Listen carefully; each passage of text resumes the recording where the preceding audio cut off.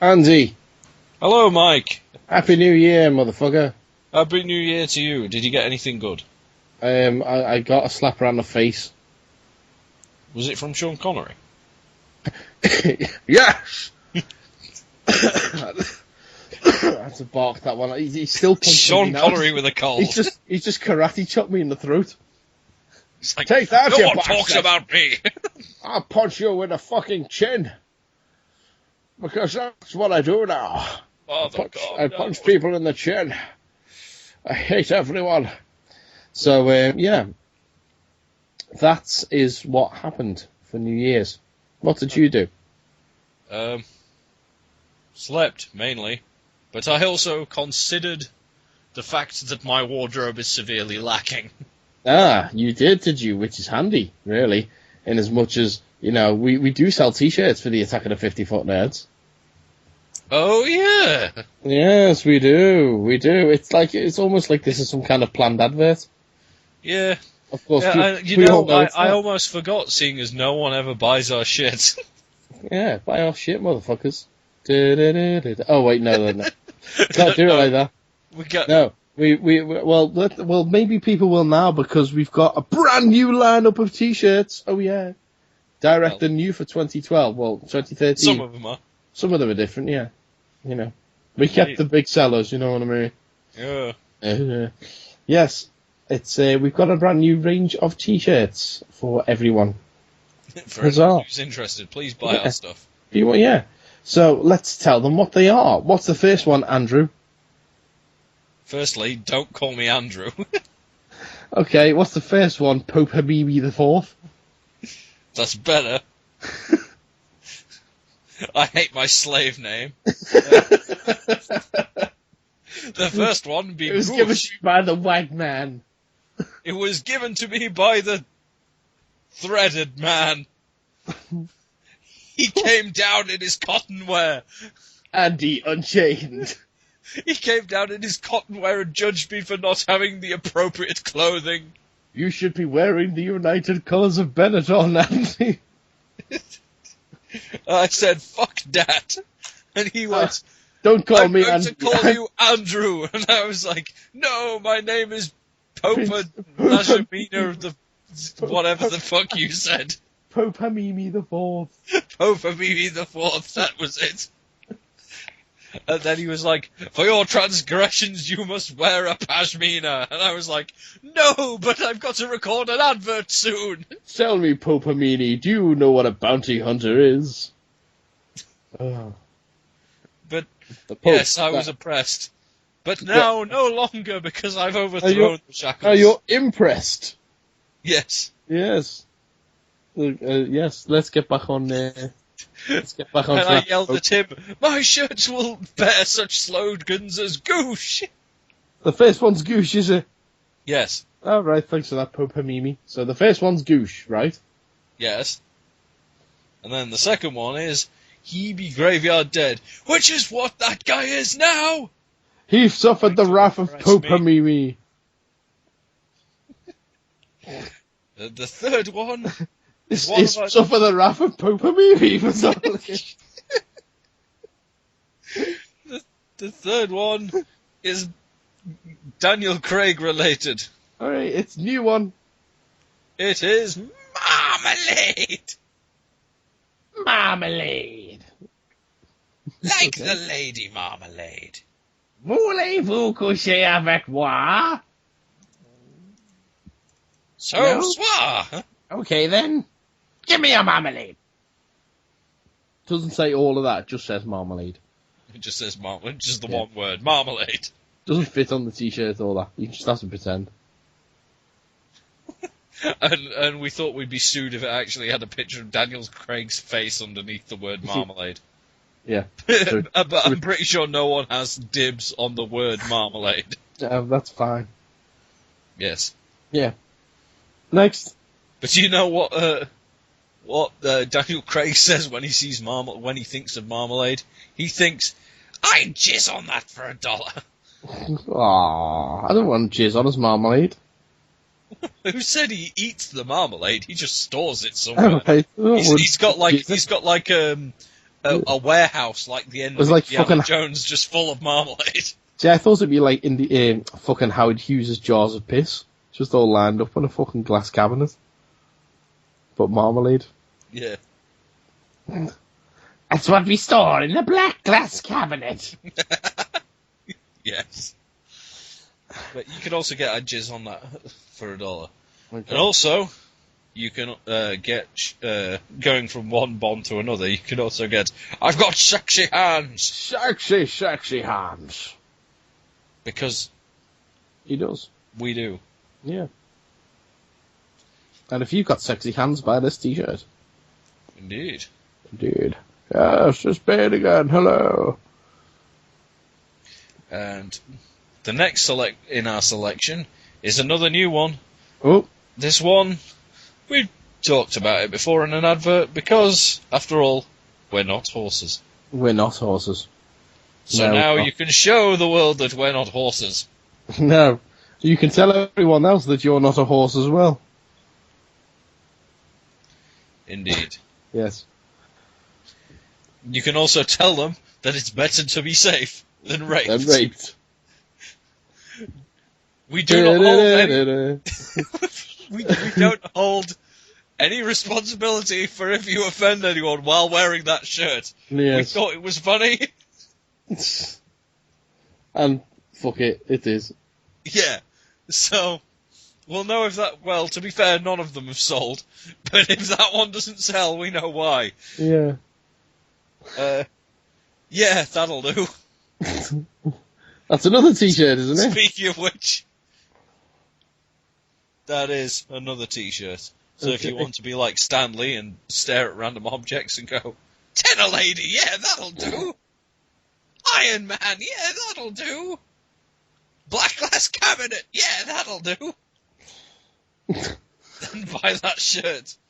And then whenever anyone asks you a question, you can reply with, yeah, that'll do. That will do, indeed. Or you could buy the next t-shirt on our list and just respond with, meh! And be like Matthew Vaughn while trying to describe his screenplays. Or us describing Matthew Vaughn's screenplays. I'm pretty sure that's how that came about. I can't honestly remember. I don't know. I need to make another clip show, but I'll wait a few more episodes before I release it. Goosh. We're not going back to the list. That was just a comment. Yes. We are ending this list with the final t-shirt, which actually makes sense now that it's the new year, which is Tap Grandson. I like the Tap Grandad. We keep tapping granddads. I have to do that at work. Are you alive? Right, my bum? Yeah, he's alive. Yep. What are you doing? Wiping your bum. Right, mine. Not his. Wait your turn. Fuck's sake. No, we've been tap dancing on gravel since 2012. Not tap dancing on granddads. Though that is the special variant shirt. If you order now and answer the question, get off me back! Ow! if you order now and answer the question, do you like Marmite with your cheese? Then you can get the special edition Tap Dancing on Granddads t-shirt. Because fuck it, why not? Tap dancing on granddads. Because it's a conversation piece, you can put the t-shirt over your coffee table and people can be like, do you really tap dance on granddads? And you're like, no, but I know whether Marmite goes with cheese. They'll be like, what? I just tap granddads instead. And you'll be like, I don't know. Now wipe my bum. That's going to be a new t-shirt soon. Just walk around with my bum written on your back. That would be awesome. Just on the bottom, just like a brown streak going up. Well, there you go. We're going to release those as a special order on Valentine's Day. So if you've got the love of your life while you're listening to this, pre-order that shirt. Just so it'll have the 50-foot Nerds logo. All these T-shirts have the 50-foot Nerds logo on the front, by the way. So this special, so it'll just have the 50-foot Nerds logo on the front. On the back, it'll say "Wipe my bum." Oh, if you want a T-shirt, then email us 50footnerds@gmail.com. Let us know who you are, where you are, what size you want, what slogan, and we'll send you the link to the PayPal. Send your monies, and we'll send you your stuff. And you'll also get the Super Secret Sexy Bonus podcast as well. Indeed. For people who buy shit. So buy shit! Yeah. Are we selling other things as well, or is that it? Yeah. Okay, just the T-shirts. It can't be asked. Okay. You didn't buy an iPhone case, you bastards. I fucking hate you. They won't fit iPhone 5s. No, they're smaller. So yeah, buy some stuff, and we'll see you soon. Well, in about 2 seconds when the show starts. Bitches! You put about Power Girl getting a costume back. Yes. Hooray! Did you notice the title I put? Comic fans care way too much about stupid costume elements. Yes. Yeah. I like it. Get a costume. No, but seriously, in my opinion, this is the exact same thing as everyone being like, Wonder Woman can't wear trousers! Yeah, I didn't like that either, though. Eh? Oh, God. You didn't like Wonder Woman wearing trousers? No, it's not Wonder Woman's costume. I'm not being funny, it's like Batman. You know what Batman's costume looks like? But then, would you be happy if oh God, keep pulling the bloody... Well, his costume keeps changing from grey to black to having blue bits in it. But it's still the same costume, isn't it? But then, like, would you like it if they just suddenly changed Batman so he was wearing, I don't know, a scuba diver costume and that was it? He just ran around with like a diving tank on his back. No, but that would make no sense because he's Batman. Exactly. So I put trousers on Wonder Woman. Because, as far as I'm aware, a scuba diving suit looks less like a bat than trousers look like a woman's legs.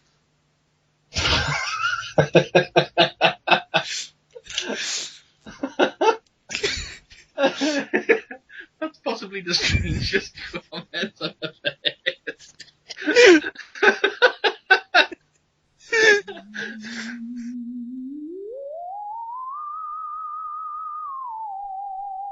They came like a bolt out of the blue to discuss everything in geekdom. When Andy and Mike get together, it is the attack of the 50-foot nerds.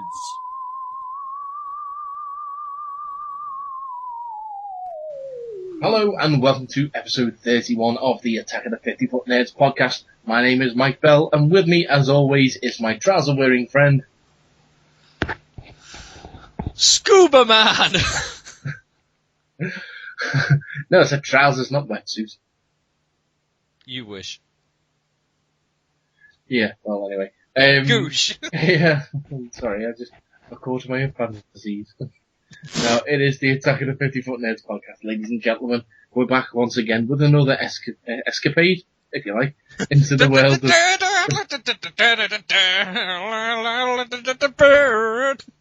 It's like Prison Break, except with more pratfalls. Yeah. Oh, we should totally make that show. It'd be like, I've got a map tattooed on my body. Why does it look like a bowl of spaghetti? That's the riddle! Then what we need to do is we need to cross the yard. We need to climb up the ladder. We need to jump down the other side, escape from all the guard dogs, and whoa, fell on a banana skin. Oh, yo. Next time on Prison Break, the convicts try and escape with a plank of wood, but as they're swinging it around, one of them gets hit in the back of the head, and hilarity ensues. Next week they try to escape, but they're interrupted. Who can it be? Space Thunder Kids! Oh, God. G.I. Joe! Oh, no, I'm not doing that again. It took me long enough to put all the G.I. Joe clips in last time. Oh god. Well, that was like the Chuckle Brothers presents Prison Break. What, they Anyway. just tried to break out, like, on the rope?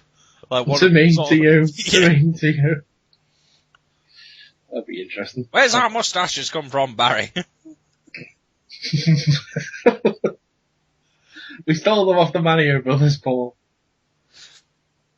I think it's quite sad that we both know the names of the Chuckle Brothers. I only knew Barry, I couldn't remember the other one.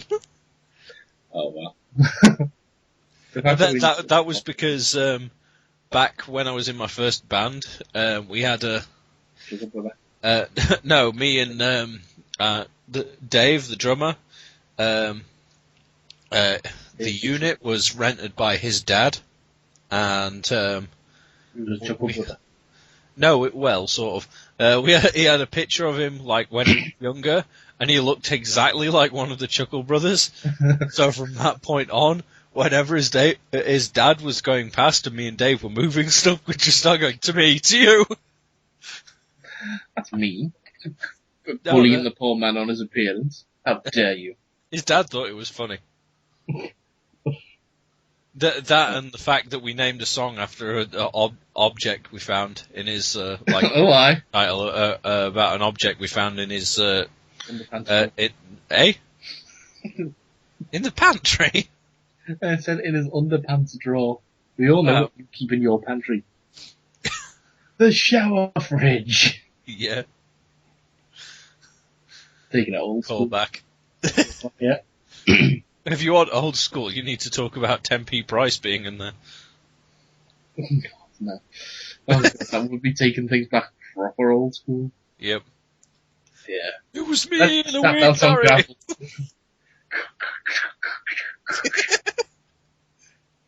Waha. Oh, Damn, I don't have that rattler with me. the hell was that? That was supposed to be the Rattle. rattler thing. You know. Oh, right, okay. What were we recording when? It was the pod for Sandy, because I was listening back to it the other day. Oh, was it the pod for Sandy where I made that joke and then I Yeah. started spinning it and you just burst out laughing, going, "What the fuck was that?" Yes, that's exactly the episode. Right. Okay. I need to come back to that. Anyway. Anyway, no, well, I'll do something I've been forgetting to do recently, and I'll let people know how they can get in touch with us. Haha. Yes, we're on Twitter. And that's my face, no. Stop it, you. Yo. Space Down the Kids. No, if you want to get in touch with us, we're on Yeah, Twitter. Joe. Shut up. It's at 50 Nerds. That is, sorry, before you continue, that is what we should do. We should get Joe on a show, like, at some point, but have him say nothing through the episode except for randomly interrupt us, just saying, G.I. Joe. No, we can say, we're doing the show, and every now and again he'll just go, remember, don't use the stove unless your parents are about. Yeah. Thanks, Joe! Now we know. And knowing is half the battle. G.I. Joe! It works. Joe, if you're listening to this, mate, just record us a bunch of them, so we can just throw them in. You don't even need to be here, just record them for us. Yeah. Yeah.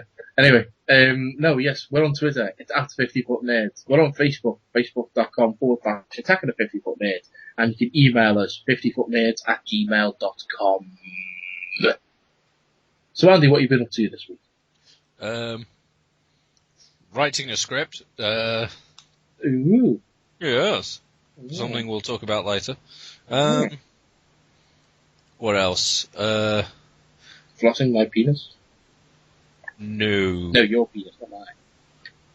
I was going to say, I've not touched yours. Oh, right, okay. So you floss your own, though.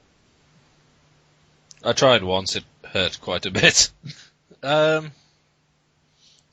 What else? I don't know how you got the string down there. Magic. Ah. G.I. Joe. He taught me the correct technique, no. Remember, kids, don't put floss down your penis. Now we know. Remember, kids, if you put floss down your penis, always use the correct tools. Thanks, G.I. Joe. And it all depends on the size of your penis. Take this man. His is only small, so he needs to use this piece of pencil lead. However, this man, his penis is quite large, so he needs to use this piece of dowel rod. That man is quite dirty, so he needs to use this rusty nail. That man is actually a woman, so she doesn't have to follow this. And that man, well, he's currently using sandpaper on his own eyes, so I'd probably steer clear of them. It looks like blood.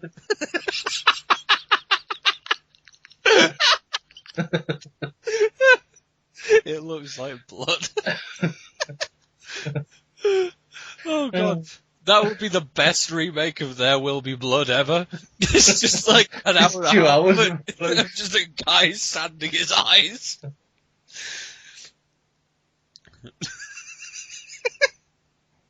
Anyway, And then just at the end of it, it just goes, G.I. Joe. No explanation, just does that, and that's it. Reddit. We need to record that film. Imagine not be the sandpaper guy. I was going to say, I'll be the sandpaper guy, why not? All I have to do is put ketchup packets in there and then just grind into the ketchup packets until You it's mate, by all means, over my face. value my eyesight. Right? Okay, right. Oh, yeah, ketchup packets, yeah. Grinding into ketchup packets. Baby. Wait a I'm minute. also going to Did do that somebody next time I make go. the conflict? Good job.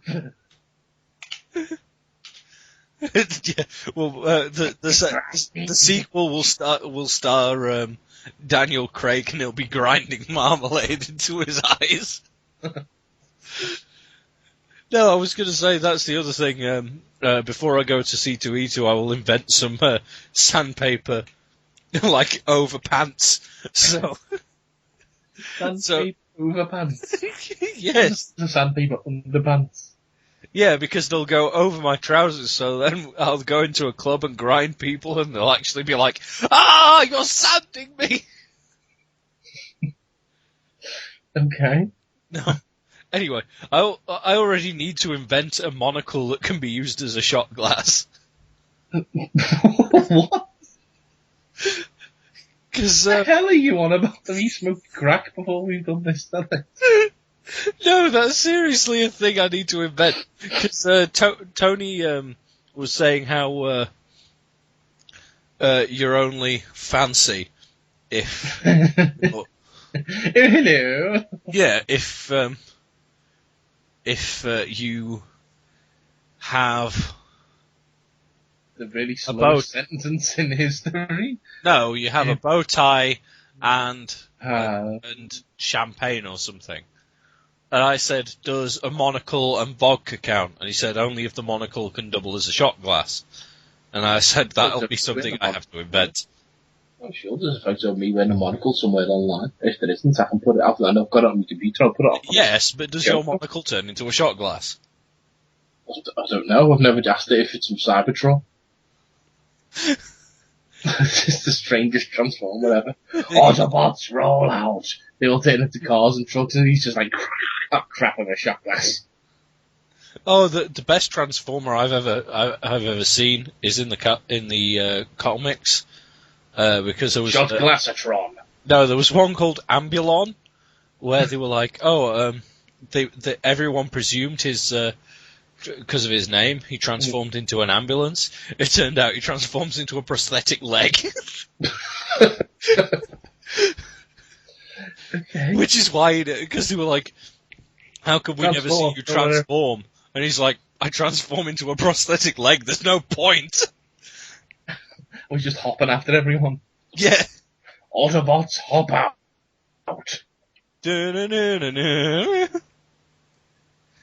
But, What's his Decepticon counterpart? You know what I mean? What would his arch enemy be? Wheelor. Was it roller skate? No, he transforms into a wheel because he's secretly working with Quetzalcoatl. Dun, dun, dun. Well, with that, let's on that bombshell, let's start the show by talking about people in geekdom. Oh, what have you done this week? I jumped over the show, apparently. Not much. Well, done a few things, but not I'm going to mention on the show. Right, yeah. I received many texts to indicate as such. Yes. But, no, been fairly quiet. Yeah. So that's it, let's talk about geeky people and geekdom. Shriek in terror! It's time to discuss people in geekdom. We kind of went a bit wild on those. A little bit, yeah. Never mind. Sorry. Do you know who else is wild? What the hell was that? I just opened the article and saw the picture.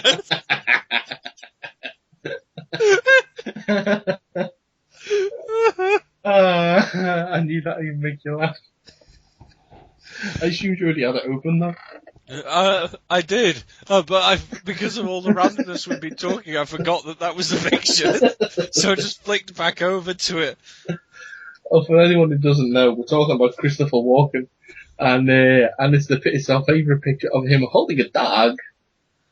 Hey Raj, I've got a dog. Oh god, I love that picture. Right. Anyway, the news with Christopher Walken this week is he's stressed to people that he's nothing like the bizarre characters he often plays.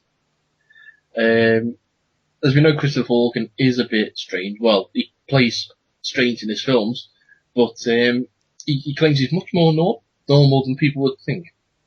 He says, I've played a lot of strange, troubled, and sometimes destructive people, but before I got into movies, I was a singer-dancer and did musical comedy with a dog up my ass. A dog? Jesus. Got that one a bit wrong, didn't I? I usually have a watch up there, but today I put a dog up there. It was to hand.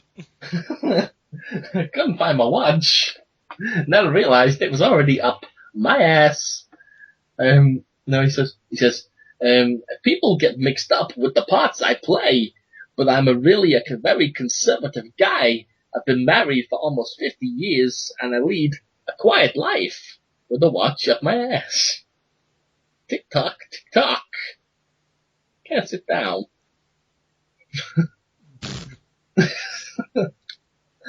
So, yeah, Christopher Walken basically saying, I'm not weird. Don't call me weird. Just because I speak that way, and I look that way, and I play weird people in movies, but I'm not weird with a watch up my ass. So, yeah. Okay, now, next story. I always put this as a whiny bitch alert, but I decided against it in the end. But it turns out, as we mentioned a couple of weeks ago, about having all the Bonds on the stage at the same time. Yes. You know, you've got Sean Connery and Daniel Craig and Pierce Brosnan. It was Roger Moore.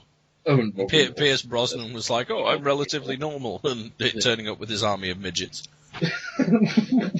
What? Where the hell did that come from? Do you not remember that? I don't remember him having an army of midgets. Yeah, we said that he had an army of midgets.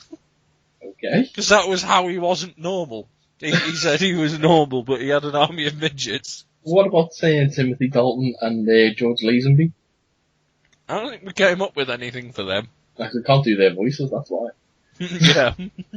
But I can't do Daniel Craig's either, but I can do a Marmalade Overlord voice. So, Marmalade! It's what's for dinner. Pierce Brosnan anyway. He said that the James Bond thing. Well, go on, I'm trying to do a bloody show here, but whatever. I know, but the one thing I can't remember if I told you. Thanks to Connor hearing half of me like making a 50-foot Nerds based joke when he was around. He kept singing to me like he was saying, "Come with me, Daniel Craig, and you will eat marmalade or I will punch you in the face." Brilliant. I was like, what? Where do you get that from? Like, the punch you in the face. He's like, oh, he just thought it was funny. I honestly don't know why you react to that. Marmalade. Yeah, well, anyways, Voldemort, Pierce Brosnan, was talking about this Bond tribute that's supposed to be happening at the Oscars. Voldemort. Do what? Volder Pierce. Brosnemort. That works, Brosnemort. Yeah, Brosnemort. There we go. Brosnemort was asked whether the rumours were true, and he said, "Well, there'll be missing one, Harry." When the interviewer asked whether or not the missing actor would be Sean Connery, Brosnemort made an inaudible remark that could have been "could be" or "me, bitches." So it looks like we may only have, most of the Bonds as opposed to all of the Bonds. But the good news is that Adele will be there to sing Scrapper. I heard that the other day. I was just like, eh. Go down to the first comment on this article and read it. Balls. I've just closed it. Hold on. Oh. I shall reopen. Because I know there's going to be something that makes you laugh. Let's have a look. Scroll down to the first comment. Mm-hmm. A comment from a guy called Broad Shoulder. Read it out loud. Broad Shoulder, okay. Let's see. That's why I said read it out loud. Damn it. Perhaps it's for the best. He can be a little precious, could Pierce. I can't see Rog, Tim, or Dan letting us down. Raj! Don't let us down, Raj.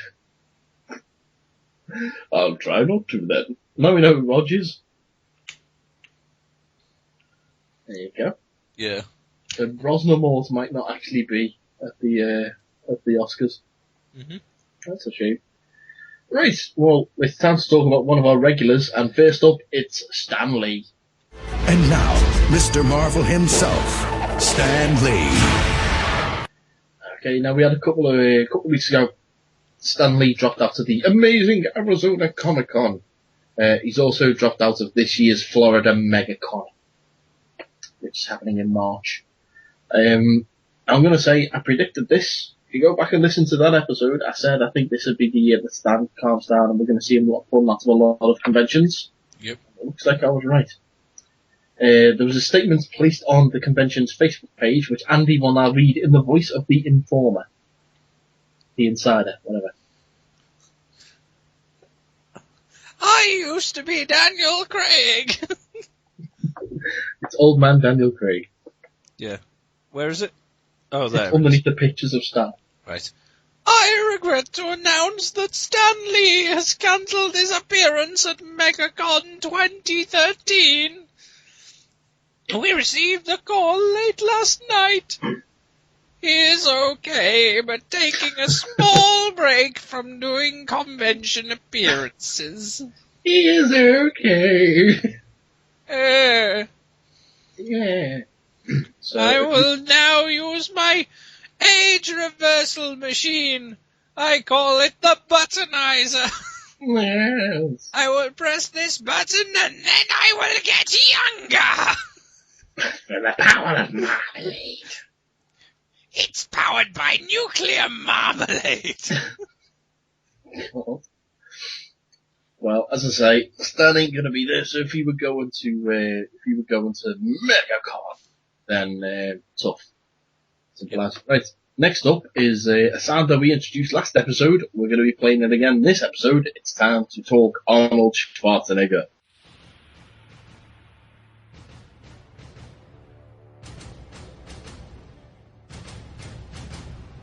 The famous comedian Arnold Braunschweiger. Shut up! Shut up! Shut up! Shut up! Shut up! My nipples are very sensitive. Jug! Jug. Nipples. I wish that had been the sound, but instead now it's just you go, yag, nipples. Oh, I'm gonna have to re-record it now. Or just leave that in afterwards. Whatever. Who cares? Okay. Right. Basically, what's happened is Penthouse founder Bob Guccioli died. He'd be graveyard dead. And it was admitted that an entrepreneur by the name of Jeremy Frommer had bought storage lockers that had belonged to him. Mm-hmm. Inside these storage lockers, they found unpublished photos of Madonna's set that she did for Penthouse, like Marilyn Monroe. There's a few other things anyway. Among the belongings, apparently there's a picture of a young Arnold Schwarzenegger performing a sex act. There is no written word on what said sex act is. However, the fact that they haven't said, having sex means that it's obviously something other than that. Now, the online adult video streaming website, youporn.com, wants to buy the photograph for $150,000. So, yeah, we could theoretically see a photo of Arnold doing anything, really. Could be anything. We just don't know. Giving a blowjob to a horse. Yeah, I'm standing on my head while somebody teabags me. Yeah, could be anything. Could be absolutely anything. It could be Arnold. I don't know. He's juggling oranges while a feather duster is slowly inserted into his anus. Yeah, tickles. Yeah. No. I got this from my maid. No, the picture is actually of him inside my shower fridge. Oh, I thought you meant the picture on the page. I was going to say, it's Arnold surrounded by 4 soldiers. Do you have 4 soldiers inside your shower fridge? Yes. Yeah, they were with the soldiers. They were following him at the time. Okay. It's their balls that are teabagging him. I love on this photo, just at the soldier on the right hand side, the rightmost one. There's some dude like above him, just pointing down at him. It's him. Look at him. No, it's this bloke. Yeah. And then there's a woman in pink going, yeah, look at him. Right. Well, next up this week, someone be graveyard dead. My son is dead. My son is graveyard dead. Graveyard dead. Graveyard dead. Pardon? I said not Bob Guccioli. Because he died a while ago. Oh, okay. But someone else is, anyway. So I already did the sound of noise. Whatever. Yes, it's been reported this week that an actor by the name of Robin Sachs has died at the age of 61. He's an English actor, probably best known for playing Ethan Rayne in Buffy the Vampire Slayer. Basically, on the show, for those that remember, he was kind of involved with the witchcraftery and whatnot, with the Giles back in the day. I think he actually gave Giles the nickname Ripper. I think, anyway. Probably the best known episode that he was in was, well, for me at least anyway, is the episode it was the Halloween episode where they all went and bought the costumes in the costume shop, but he'd enchanted them, and whatever they dressed up as, they actually became. So, Xander was dressed as a soldier, he became a soldier, and maintained military knowledge for years after that. Willow became a ghost, an actual ghost, and this, that, and the other. So, that was that episode anyway. His death was announced on his official Facebook page, and the post read, "It's with great regret that we at Robin's official fan site have to announce his sudden and unexpected passing. He was an amazing and wonderful man, and we're all heartbroken. Please raise a glass and toast the life and career of the wonderful Robin Sachs." He was also, he was quite big in other science fiction programs, including Babylon 5, Star Trek Voyager, and indeed Torchwood. It's in the most recent series of Torchwood. Ooh. And if that's not cool enough, then he was also the main bad guy in Galaxy Quest. Nice. Oh yeah. So there we go with that.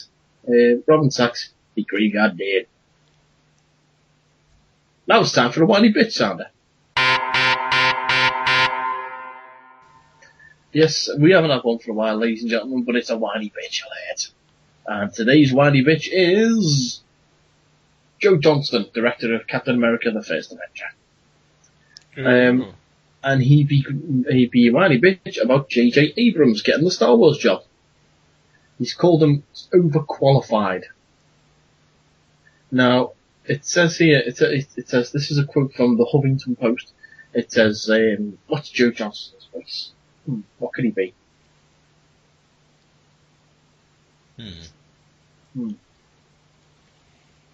Okay.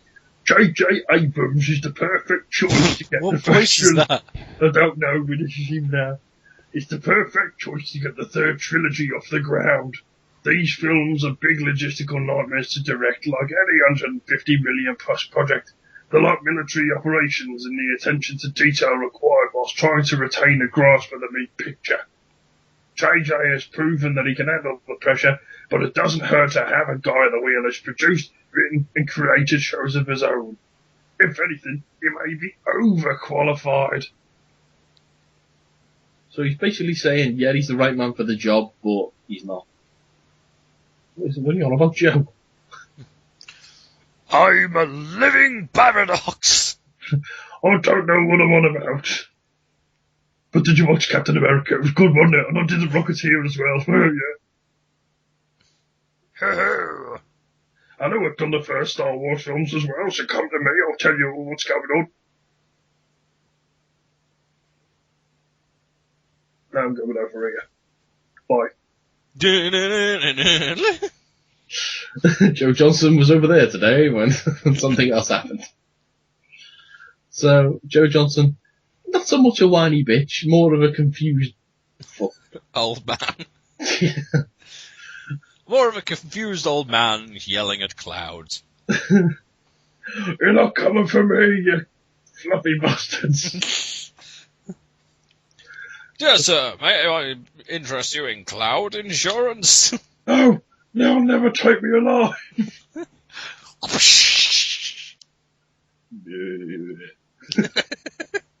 Sideshow Bob, what are you doing here? I don't know. Niles. Oh, for God's sake, Niles. There's clouds. Oh no, there isn't there? Joe Johnston, what are you doing here? Don't know. Anyway. I wandered in. I still look like a lion. Oh God in heaven. Yep. Before this gets too weird, let's talk about films. Oh yeah, probably be a good idea, wouldn't it? Yeah. Hold on, let me open the links. Do we have a sounder? Yes, once I've opened the links. Alright. Calm down. Somebody's got bug up his bum today. The fuck have you done, man? I just noticed that there's no comics links in here. You haven't put them in yet. But I fucking sent you them. No, you sent me them to the other computer. I don't have Office on that computer. Fuck's sake. I emailed you them. Yeah, I didn't go into the email because you sent them to me on Skype. Oh, fine, whatever. I can open them on that computer when the time comes. God, Benny. That's what I have to work with, folks. They're not hearing this. I need to cut it out because I don't want anyone to hear me messing everything up. What? You? I'm all confused, but I won't let anyone know. I think they know well enough. Probably that time he woke up with that dude's penis in his face. What? I was never confused. What? No, I was thinking more of the trousers. Okay.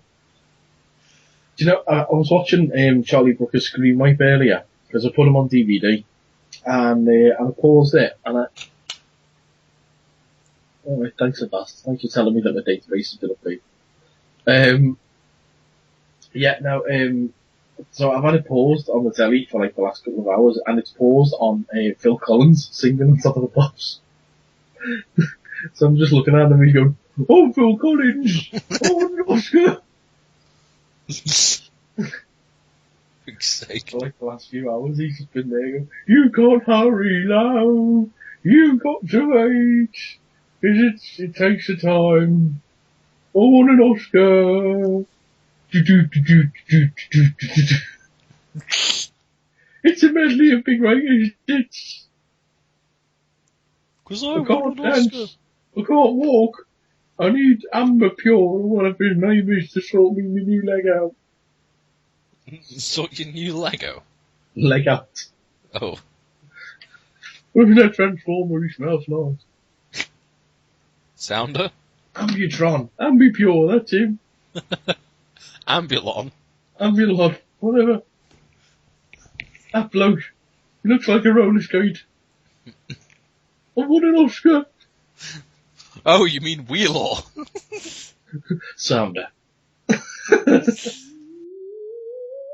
Thrills and chills abound in movie news.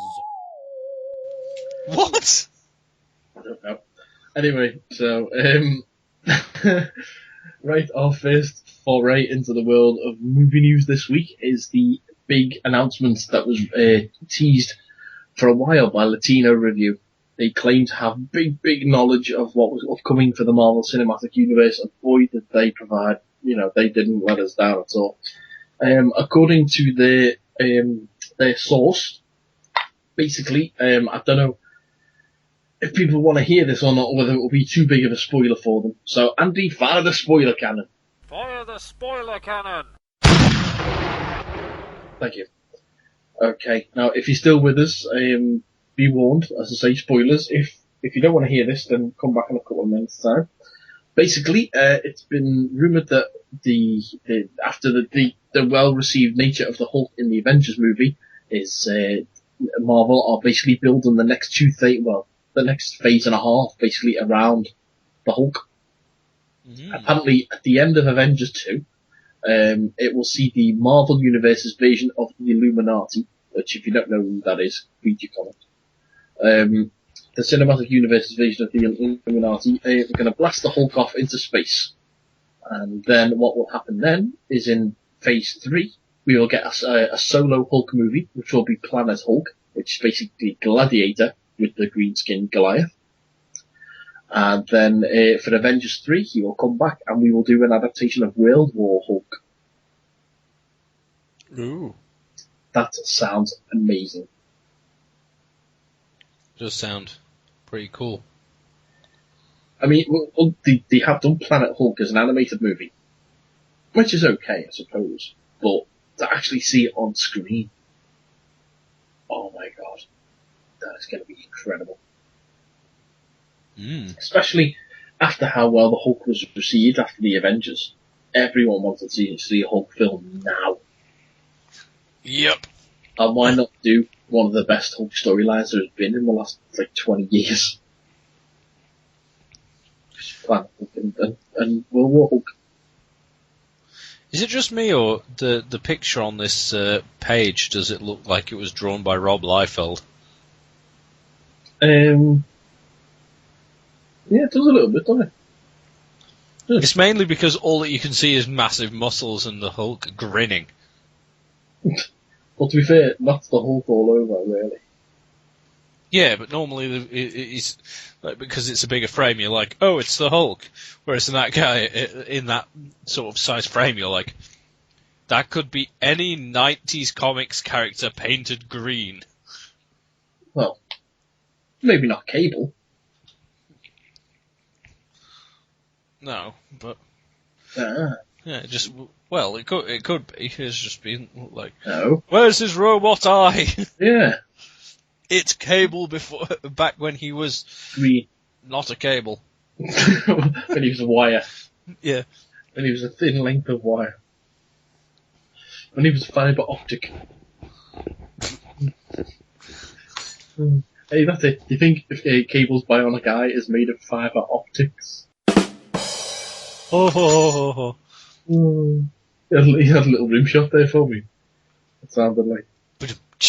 Yeah, no, just your teaspoon or whatever it was. Oh, did you like that clip that I put in? Which one? The one on the episode with Tom where you said something about, like, goats, and I actually added... Oh, yeah. Yeah, we've used that a few times, that sound. Have we? Yeah, sure, yeah. Anyway, we're carrying on with Marvel spoilers now, so again, fire the spoiler cannon. Fire the spoiler cannon! Bang. Okay. This is to do with Iron Man 3. Now, the rumour is that at the end of Iron Man 3, possibly post-credit sequence, Iron Man is going to blast off into space and meet up with the Guardians of the Galaxy. Ooh. You will also possibly see him in the Guardians. Fucking Chrome. Beg your pardon? Fucking Chrome. Google Chrome just crashed. Okay, well, you don't need that. I'm alright. I can keep going. Basically, apparently, like, Tony will, at the end of the movie, he's like, well, do you know what? Earth doesn't need me anymore, so I'm going away. See ya. This kind of links into, there was a Iron Man 3 toy that hit the internet, about a week or two ago. And Marvel instantly went, no, take it down, no one talk about it, go away. And it was a spacesuit Iron Man figure. Now, you know what it's like with these movies, they always release like 700 different varying costumes and stuff, just for toys.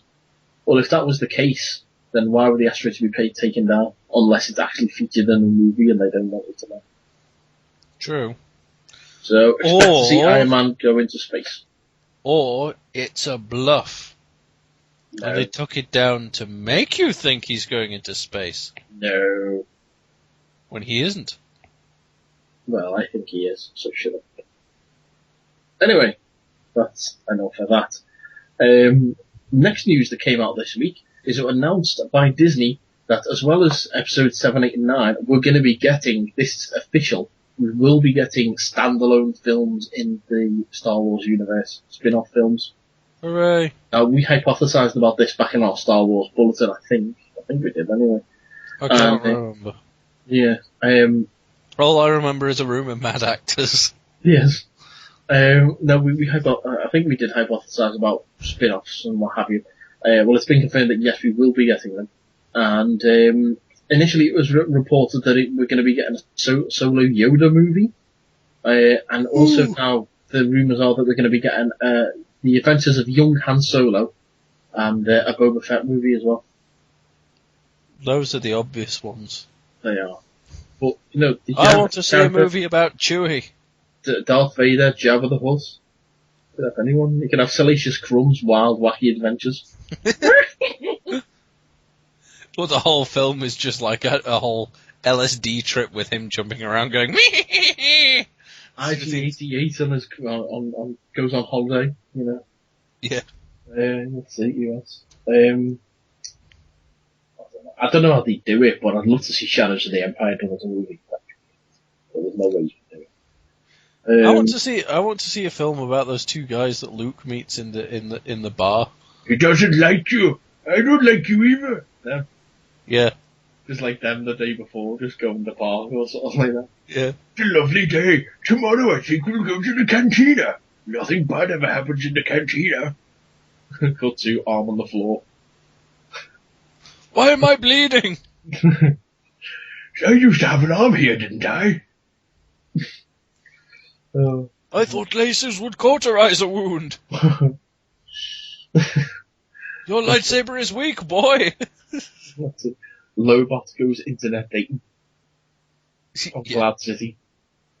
With the help of his crazy Ugnaught roommate.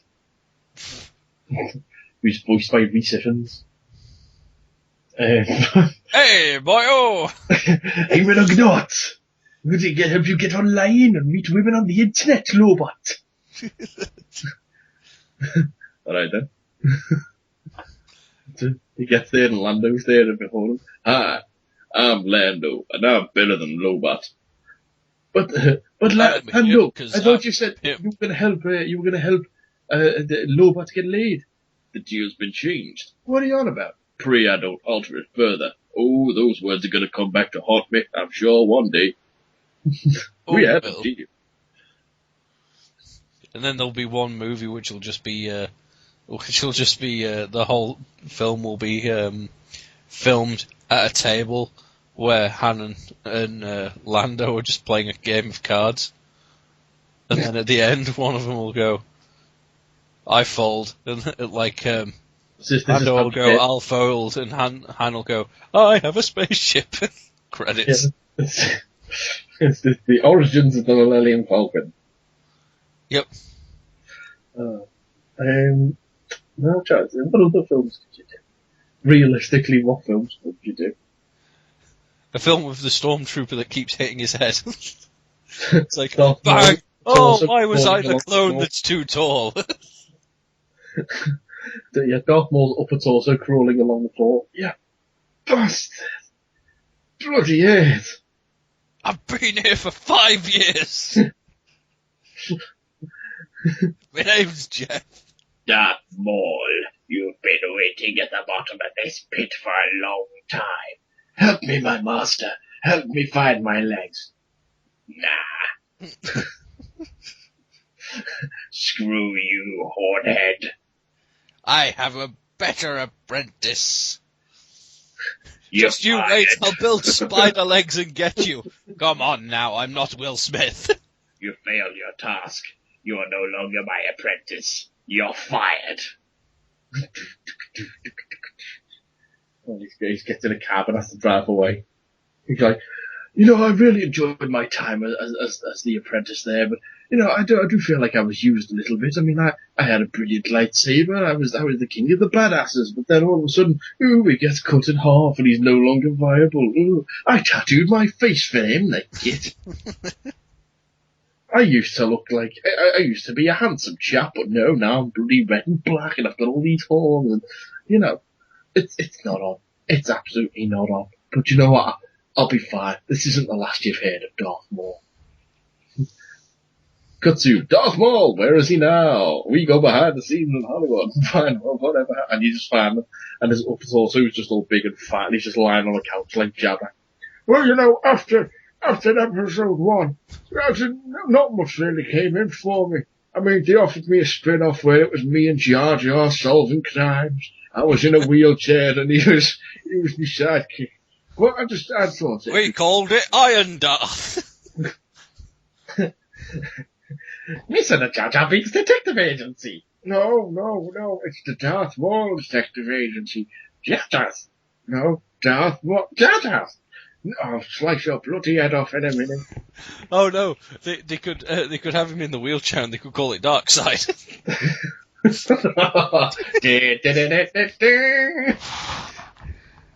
Oh, brilliant.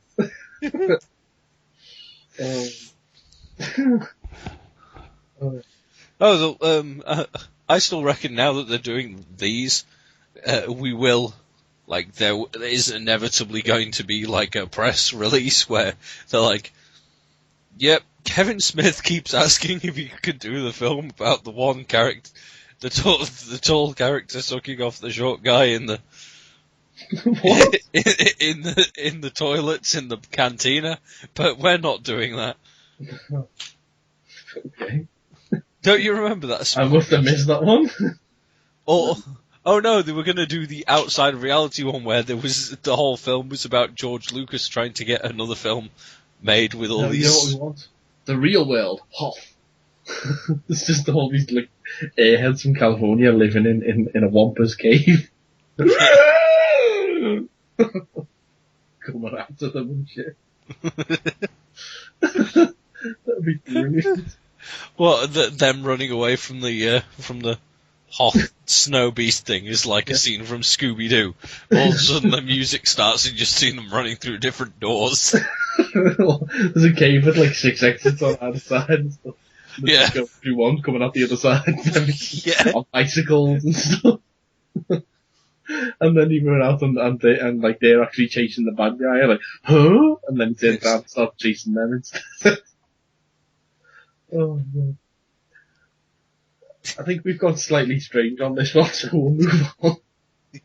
But anyway, there is potential. And to follow up on that, Frank has said that he'd love to come back and play Yoda in a solo movie, basically. Yeah, that's really it. There's no other point to that story. Next one I've got is about the Evil Dead remake. It's been announced that the release has been brought forward by a week. It was originally supposed to come out in the States on the 12th of April. Now it's going to be the 5th of April. So yay for that. They also announced the UK release date, but for the life of me I can't remember what it was, and I'm going to have to Google it to find out. Hold on one second. I'm just looking at the poster where it's like, the most terrifying film you will ever experience. Huh. Well, the tagline for the tagline for the original is Stephen King saw it at Cannes and called it the most ferociously the most ferociously original horror film you've ever seen, or something like that. So they basically are adapting that. Oh, okay. Yeah. 19th of April in the UK. So we only have to wait about a week or two. So yay. Hooray. Look for that in the cinema near you soon. Awesome. Okay, bit of casting news. In terms of Sin City, A Dame to Kill For, we've been obviously keeping you updated on the casting developments on this, and the titular dame of the movie has been cast as Eva Green. She's most recently known for playing basically the baddie in Dark Shadows, the Tim Burton adaptation. Oh, okay. So, yeah, she's going to be playing Eva Lord, one of the most deadly and fascinating residents of Sin City. So, keep an eye out for that one. And final in this film section is the BAFTAs were this week.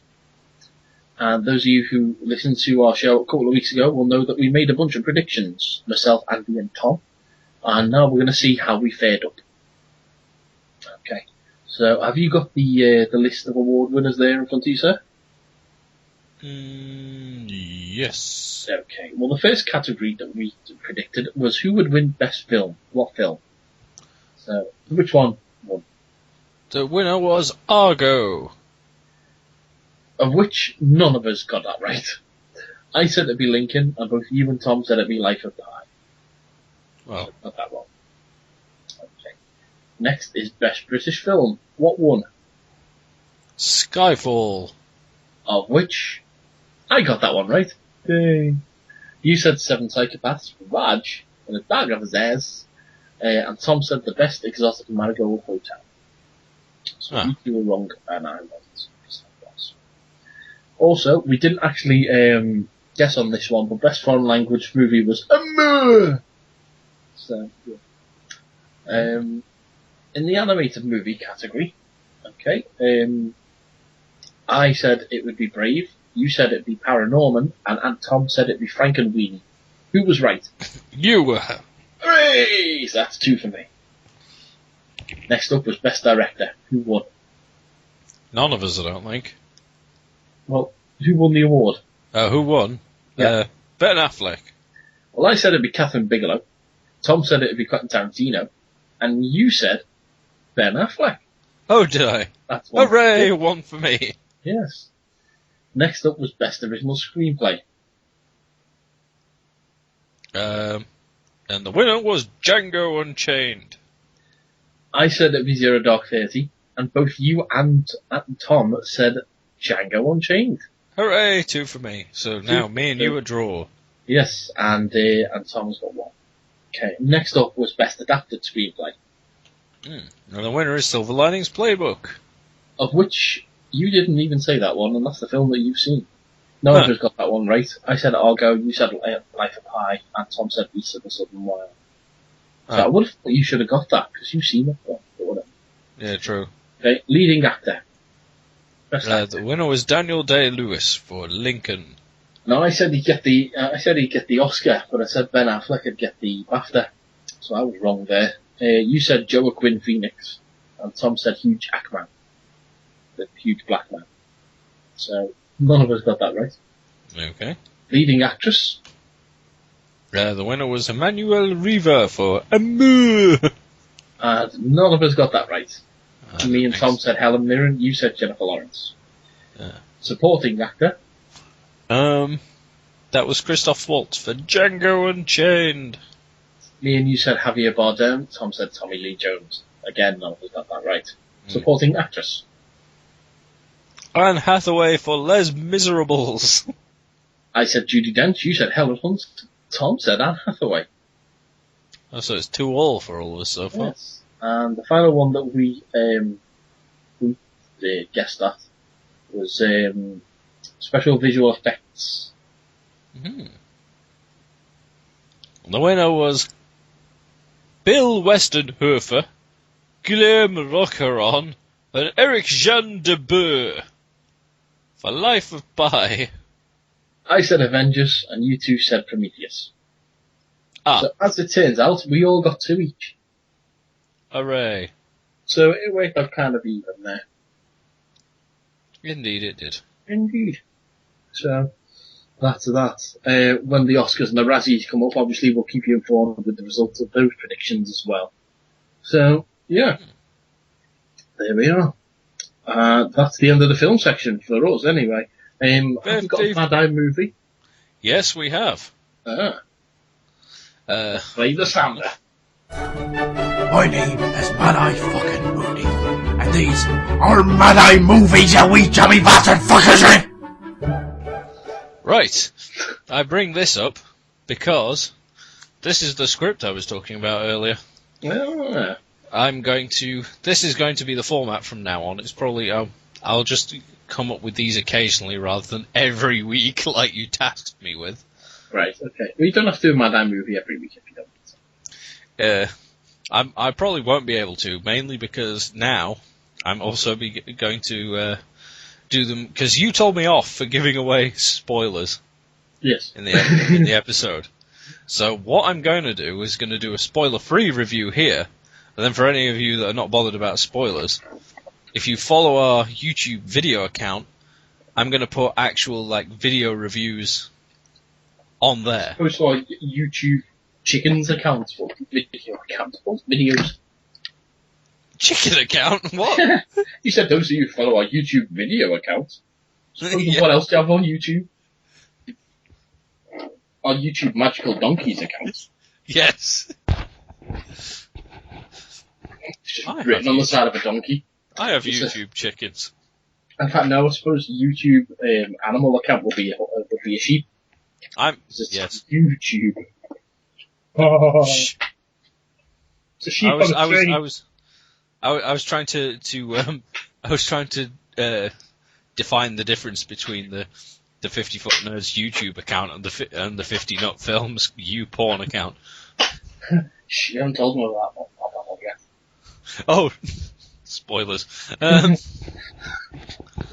But no, I'm gonna be uploading videos, and this one. I need to give you that butt plug back. Hey? I said I need to give you that butt plug back. Ooh. Just you have to listen when I'm about to take a bite of a donut. Goosh.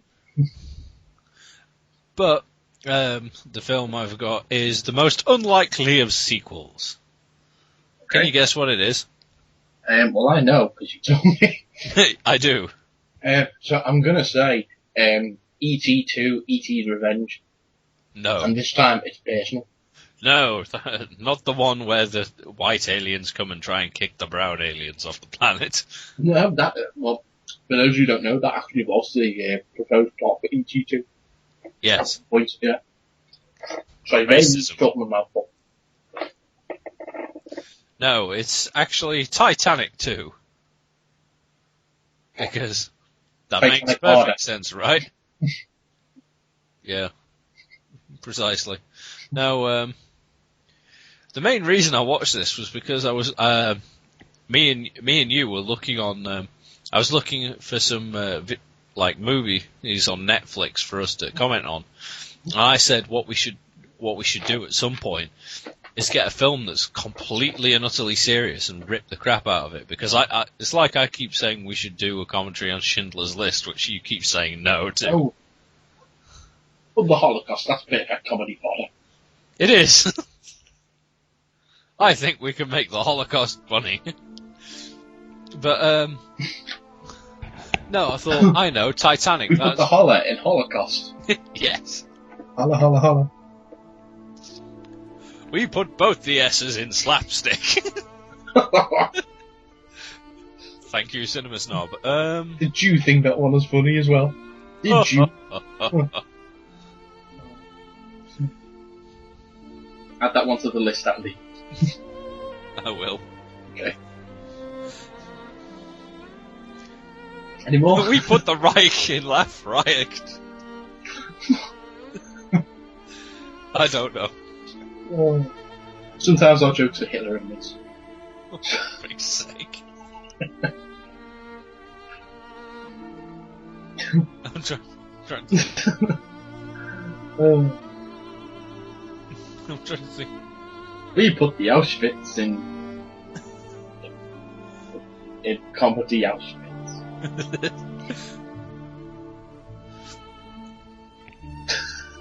Anyway, what we put the Auschwitz in your Auschwitz your pants in. Oh, God.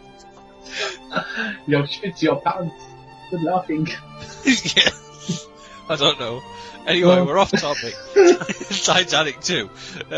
How many Nazi jokes can you come up with? Why don't you email us at 50buttons@gmail.com? Holocaust. Oh, no. Right. Anyway, yeah, I thought we could do a commentary on Titanic, so I looked on Netflix and searched Titanic. What? For fuck's sake.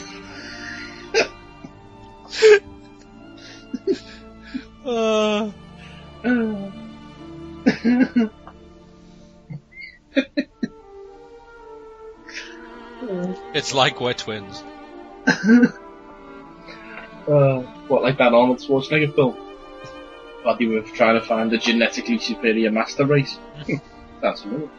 No, more like the ones that Which one's Joseph. belly?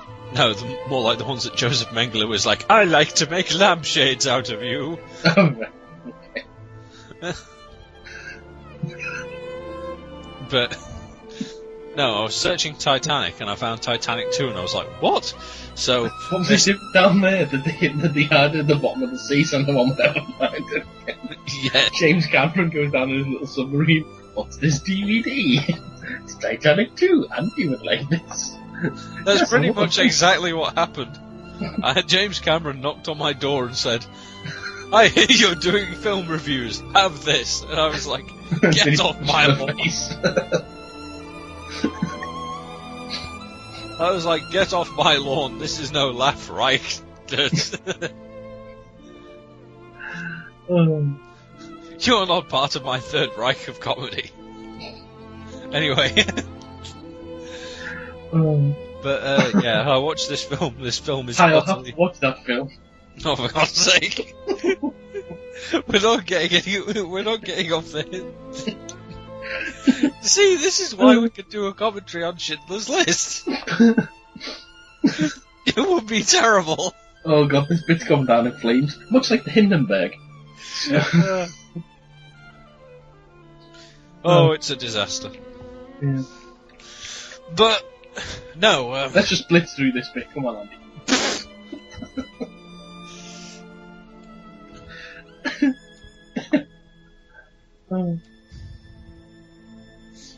Anyway.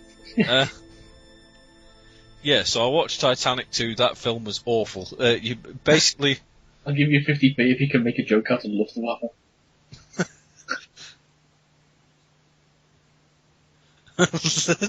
I'm trying to think of one. I'm supposed to be telling them about Titanic 2 and we're busy making World War II jokes. Oh, anyway, go on. Yeah, so the whole premise is that a century after the Titanic sank, the Americans have gone, oh, we built this ship. Guess what it's called? Titanic 2. Hooray! I thought you were going to say you built the city on rock and roll. No. Did they build the ship on rock and roll? No. So what has rock and roll got to do with anything? I don't know, but I loved what you did there. Thank you very much. BAM! He's here all week trying to stay.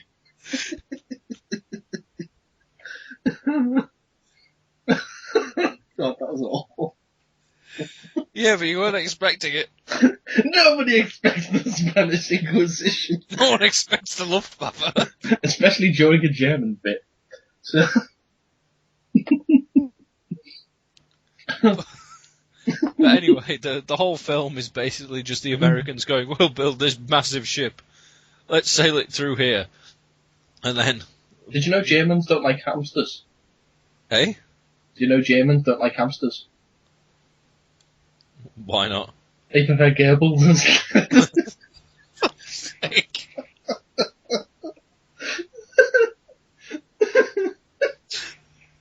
You know what? Just watch the video review when it's done. I give up.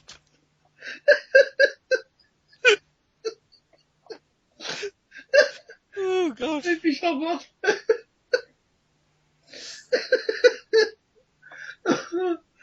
You're German and affected by the what you heard on this episode of 50 Footnets. Right. We're putting warning at the beginning, just says Achtung to anyone who downloads it.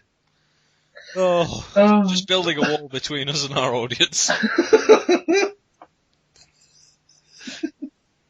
Like some kind of East-West of that, yeah. Yeah. Just bail in with us, folks. Oh my god. We'll get back to it in a minute. Oh my god.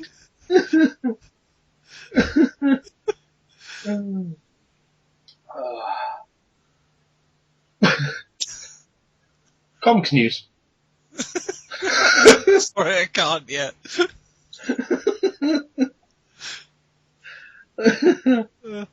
I'm trying to think of more, but all I can think is Himmler, and I'm like, how do I make that into a joke? I don't know how I came up with that Gables one, but it made me laugh.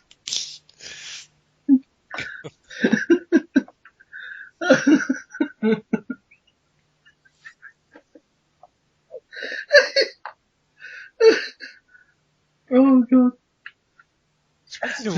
Take that, World War II.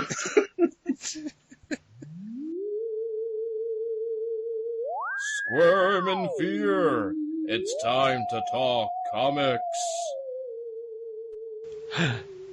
Okay, so going straight from hate groups to another hate group, DC Comics. Right. Right, basically they're being criticised for hiring an anti-gay author to write Superman. Because they're... basically, they've decided on making a digital-first anthology called Adventures of Superman. And they hired Orson Scott Card to write the first chapter, who's Orson Scott Card? Orson Scott Card. He's Orson. Yeah. Orson Scott, that's a great name. No, Orson. Like right. Wells. Oh, right, except okay. it's Scott Card. Oh, right, okay, it's not Wells, it's Scott Card, right. Mm. It's like Scotch tape. Except it's a card. Scotch Card. Yep. Yeah. Right. He wrote Ender's Game, apparently. And he's a vocal gay rights opponent.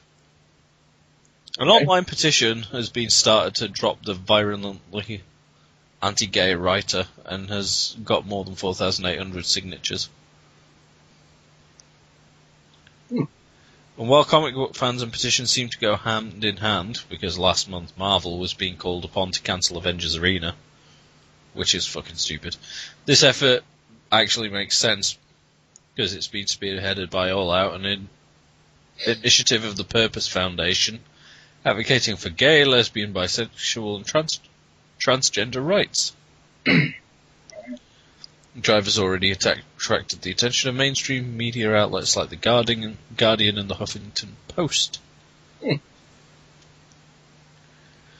Yeah. Interesting. The author has tried. The reason they're trying to get him out is because he's the dude's tried to link homosexuality to childhood molestation, advocated homeschooling to ensure children are not propagandized with the normality of gay marriage. With Card, the phrase is always in quotation marks. And floated slippery slope scenarios in which marriage equality opponents one day will be classified as mentally ill, and parents who encourage their children to pursue heterosexual marriage will be labelled as a bigot and accused of hate speech. Okay. It's nice that comics are for kids these days. Yeah. Yeah. Anti-gayism, for kids. Following rulings by dictator judges in 2008 that same-sex couples have a constitutional right to marry, apparently Card said, "How long before married people answer to the dictators thus? Regardless of law, marriage only has one definition, and any government that attempts to change it is my mortal enemy. I would like to destroy that government and bring it down so it can be replaced with a government that will respect and support marriage and help me raise my children in a society where they will expect to marry in their turn." So in other words, DC have hired a complete fucking nutcase. Lovely. Also, DC crazy assholes.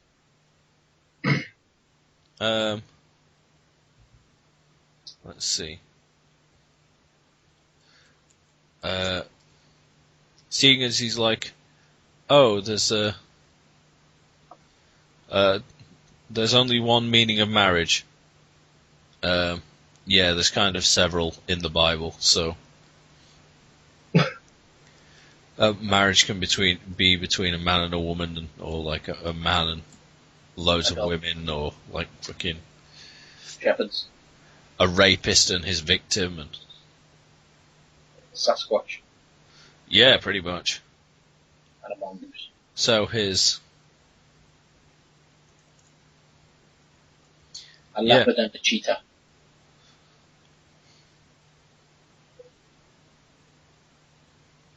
A woodpecker and a dormouse. Hamster and a gerbil. Gerbils and gerbils. Yep. That sounds like a kids program. Welcome to Achtung! This is this week's episode of Gerbils with Gerbils. With me, your host Brian Johnson. With me is Brian Quinn and Walter Paddington. What?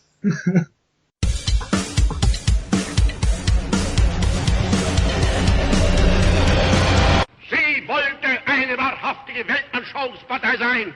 Und zweitens, sie wollte daher kompromisslos die einzige Macht und alleinige Macht in Deutschland.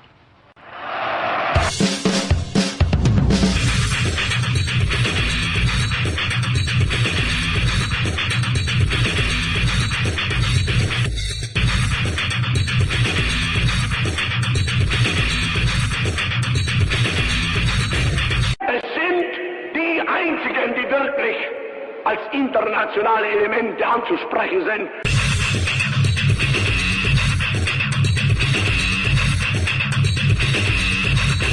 Wer sie geschlagen hat, hat uns geschlagen. Wer sie geschmäht hat, hat uns geschmäht. Wer sie vergewaltigt hat, hat uns vergewaltigt.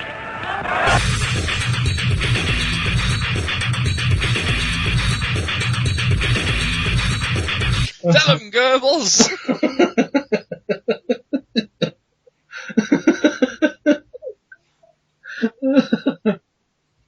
Tell them, Goebbels. I love it.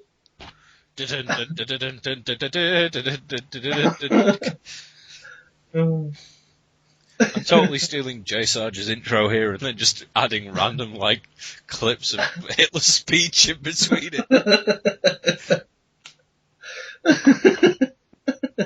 I don't know if he'll find that funny, but I should probably check with him first. Oh man, one sec. Hold on 1 sec. Mum and Dad are waking in the museum. Not that way. I think they're going for that. So.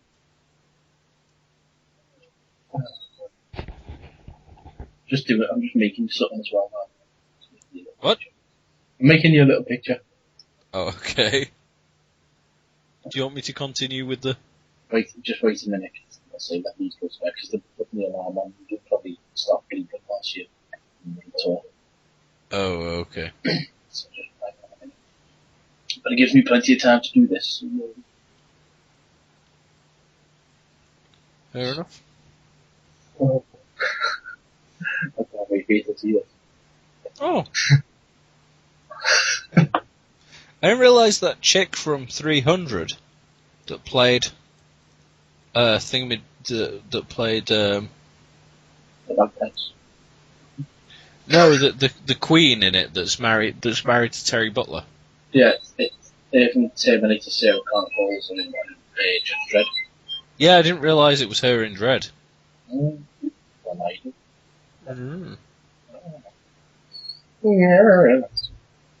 Gerard Butler, even.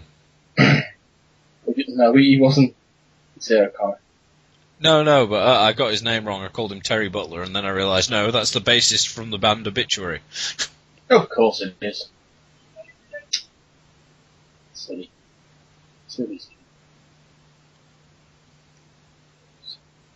Okay, so.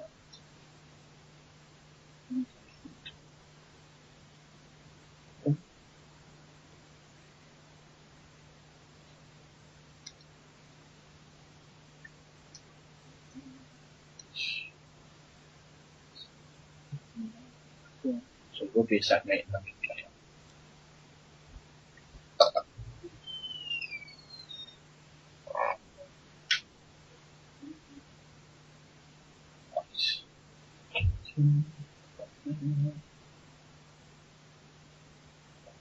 Okay, we can carry on now. Oh, okay. What, have you sent me a picture? No, I'm still making it, but we can carry on with the show whilst I'm doing it. Okay. Right, next up I have some Ultimate Spider-Man stuff. Also, in the sidebar, just as a note, there's some Death of the Family conclusion reveal in Batman number 17 link, but as soon as I saw that I went, no, because I've not read that yet, so... don't blame you, sir. Right, Marvel have released a teaser image, which is bloody... Oh, what's the kid called again? Ultimate Spider-Man? Yeah, Miles Morales. Morales. That's it. Walking away from the famous dustbin with the... the famous dustbin. With the Spider-Man costume sticking out of it. Right. Oh, so they're doing Spidey no more? Yep. Ooh. That's interesting. Yeah, as the readers of the book already know, with a number of other genetically enhanced spiders skittering around, the potential for more Spider-Men and women certainly exists. Bendis recently hinted at some massive storylines in the series. Future says, we're going to do a pretty bold time jump for the series. It's a pretty big deal. Sorry, I'm quoting. I should do it in a voice. Yes. We're going to do a pretty bold time jump for the series. That's Bendis' voice now. Oh, okay. It's a pretty big deal. I got to place with Ultimate Spider-Man, where we're allowed to go a little crazy. And I've decided to do so, both with story status quo and in terms of not having to make every issue the next day. So yeah, that was what Bendis said. Bendis! So yeah. Okay. I reckon it's probably because they got that much pressure from idiots going, but who will my white child look up to now? Because that once... Have you got albino children? Yeah, apparently. Oh. No, that's what happened as soon as they announced Miles Morales in the first place. All the American fundamentalists just jumped out the woodwork. Did they speak like that? All the American fundamentalists. Yeah, they all jumped out the window. Window? I stabbed them in the eye. I said, hey, what you doing? And then I made them film sandpaper eyes. What was that film called again? What? The one where it's just a film of someone sandpapering their eyes. I can't remember now. There Will Be Blood, was it? Oh yeah, There Will Be It Blood. looks like blood. Remake. Yeah. We'll just make them all recreate that. But no, it was all people going, "Oh, my child is white. Who will they look up to now?" And then all the comics fans being like, 99% of everyone else. Okay. Practically every superhero is a white male. No, he is not. How dare you say that? Who? Well, apart from all of them. But how dare you? Mm. Yes. So, it's probably Marvel just finally caving. Or Marvel just being dicks as usual. Right, anyway. From Marvel, onto DC. So, Green Lantern comic solicitations for May were delayed from last week. And that is because Jeff Johns is actually stepping down from writing Green Lantern, or as I put in the notes, broke Hal Jordan. Right. Because I still think Jared was right in saying that Broke Hal Jordan should have been the title, because I would totally read a book called Broke Hal Jordan. Because it's just Hal Jordan wandering around going, "I've got no money!" Like that. Like doing the Al Jolson pose. The entire time. I haven't got any money today, Mammy. Okay. I'm sorry. He's like, no, he's instead of Mammy, he says Poozer, and he's wearing pink face. Pink face. He's doing impressions of Kilowog. Oh no, I won't finish that sentence. I'm not a Green Lantern today, Poozer. Etc. Okay. But yeah, Jeff Johns is stepping down from writing Green Lantern. See, the book he's written since 2004. Yeah. Issue 20 in May will be his final issue, and drawn by Doug Mahnke. Will be a 64-page issue. He'll continue to write Aquaman and will co-write Justice League with Jeff Lemire, it seems. Exuect ought to be quite a What? Are you speaking in tongues again? No, that's what the article says at the bottom. Apparently, whoever was writing it, their spell checker died in the last sentence. Because it says, Exuect ought to be quite a topic of conversation. Exuect ought to you too. Nanu. Indeed. Okay. Well, I've just tweeted you a little something, so let's go and have a look at that. Does this involve a fax machine? No. Not today. That's a way to between stories. Oh, here we go.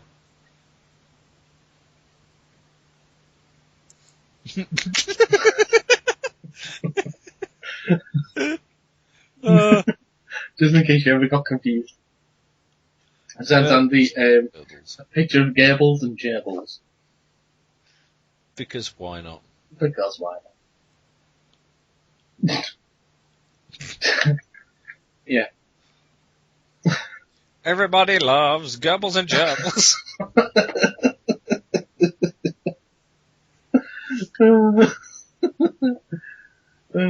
Gibbs and James. That's actually what I would say for the picture as, Gibbs and James. They took our jibs! They're Jables! You say Gables, they're Jables! Gobbles took our Jables!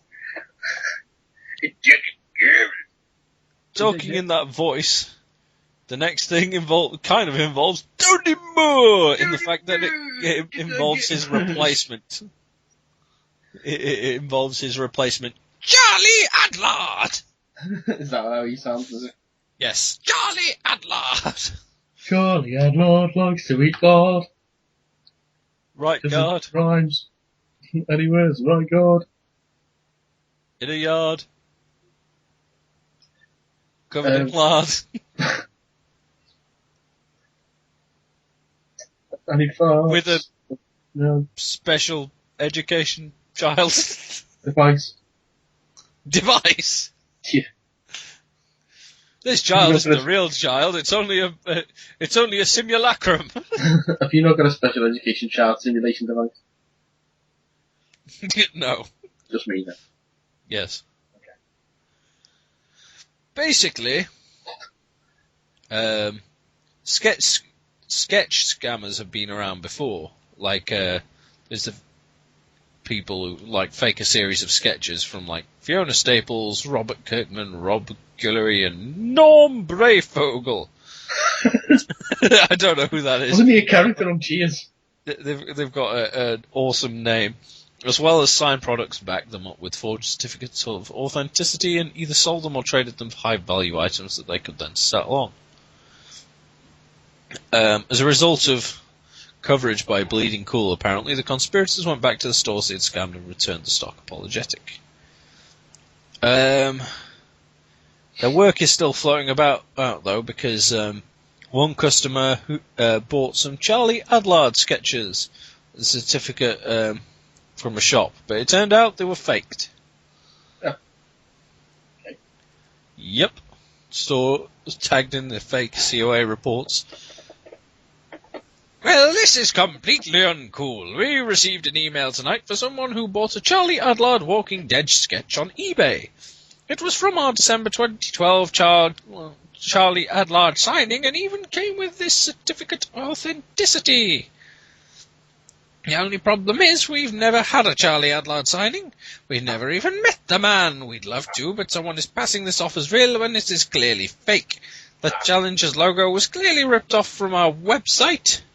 Why we would never put the store hours in a printed logo? Oh, we would never put the store hours in a printed logo. If you have any doubts about any signed merchandise from Challengers, please ask us before you buy it. We feel terrible for this poor guy. Huh. So, yeah. People are faking sketches. Because they're dicks. Let's go and punch them. Yep. And do you know who can help with that? Power Girl! And the reason I bring this up is the same reason we had the ridiculous quote at the beginning of the show. Because... Let's be safe and right. Yes. And scuba suits are less like bats than trousers are to women's legs. That's right. Or whatever. Basically, Power Girl is apparently going in a classic costume with the boob window again. Oh, and everyone's like, hooray! And I'm like, who cares? It's a frigging costume. Get over it.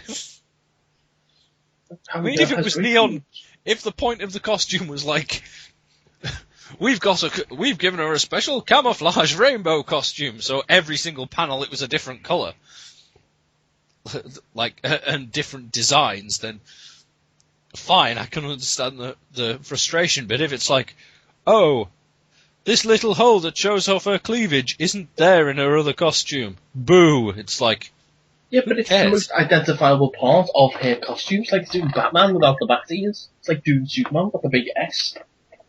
It's the identifiable part of her costume is the boob window. And not the fact she's the only one who wears a white leotard with purple-ish gloves. No. And short hair and a cape. No. That's like saying Superman's the only one who banged around with red undies on. Well, he doesn't anymore. Well, exactly. What's the most identifiable part of Magneto's costume? Is it his helmet or his purple undies? Well... the helmet has logical crap behind it, because it's like... And like, the bat ears and the Superman S. Because the Superman S, it's like, oh, this was our family logo. This was our family crest, and it just happens. How do you know Power Girl's family logo wasn't boobs? Because she's a clone or some shit, isn't she? No, I'm she's joking. Not. She's an heir to Supergirl. Oh, that's it, then. Surely she should have an S as well, then. Well, no, because she's Power Girl. technically, Supergirl shouldn't have the S. She should. She's related to Kal-El, so therefore she has the same family crest. Alright, I'll let you have that one, but the fact of the matter is, Power Girl can do whatever she wants, but I think the fact that she has the boob window is to show some level of vulnerability, which will fool people into thinking that, whereas she's actually invulnerable. So she can do whatever she wants. She can walk around naked if she wanted to, no one can hurt her. I suppose. See? Mm. Still think it's daft people getting up in arms just because it's like, oh, she's not. Because the funniest part of it is like when people are like, it's there, and everyone's like, oh, this is sexist, and as soon as it's gone, they're like, you shouldn't have got rid of it. It's like, you make your mind up. Yeah. It's like going back to the Wonder Woman trousers debacle. It wasn't a debacle at all. It's just bloody stupid that people get so up in arms about someone's friggin' costume when the only things that's different about them is like a slight design change or something. Yeah, but, you saw how people reacted when they gave Wonder Woman pants. You saw how people reacted when they took Superman's undies away. It's people don't like change. And if we can just have what we've always had, we'll be very, very happy. Hmm. So, give Power Girl a boob window. Free the Power Girl too. For fuck's sake. Yeah, so there you go. Right. And yeah, that's all the comics stories, just because I was like, that one just reminded me of the fact that everyone's like, Wonder Woman can't wear trousers. And I got annoyed. No, she can't, so sure. Well, if that's that, then we'll move through and head to the TV news section. Tremble at the might of the TV section. Okay. First bit of TV news is BBC have announced that Series 5 of Being Human, the series that has just started, is unfortunately going to be our final series of it. Now, this is a conversation I was having with the regular third mate, Paul, recently. He was saying about how the BBC did such a good job of, basically relaunching the show. They've, none of the original cast are left, and yet the series is still continuing along the same premise. And he's like, well, I don't understand why they're ending it now. And I was like, well, spoilers on this, but the main bad guy in this series is the devil. How do you top the devil next series? You can't. No. So, you have to make the most of what you've got. It's a cracking show, man. It's a really good show. So, yeah. That's that. Next up is I've got a story here. Black Mirror started. The new series of Black Mirror started yesterday as we record this here in the UK. Mm-hmm. And as it says here in this article, Robert Downey Jr. has bought the rights to one of the episodes of Black Mirror. He's going to adapt the story that was called The Entire History of You from Series 1. For those of you who don't remember, that was the episode where basically you have a chip implanted in your brain that records all your memories, and you can go back and replay them anytime you want, essentially. And, yeah. That led to some pretty dark moments in that. I mean, for me it wasn't as good as the National Anthem, but I don't understand how you can make a movie out of the National Anthem. Which one's the National Anthem? The one with the pig. Ah! Yeah. That one ain't going to be making it. Wasn't it on Black Mirror, the one where you said about there was an episode where the whole idea was a computer program that... Yes, that's the one that started yesterday. It's called I'll Be Right Back. I haven't actually watched it yet, but I've got it there to watch. Where if you die and the computer takes over. Yeah, it's basically this computer program scans everything you've ever written on social media, Facebook, Twitter, whatever, and can basically continue on a conversation with you even after you're dead. Mm. So, yeah. So, look to see Robert Downey Jr.'s company doing Black Mirror the movie, I suppose.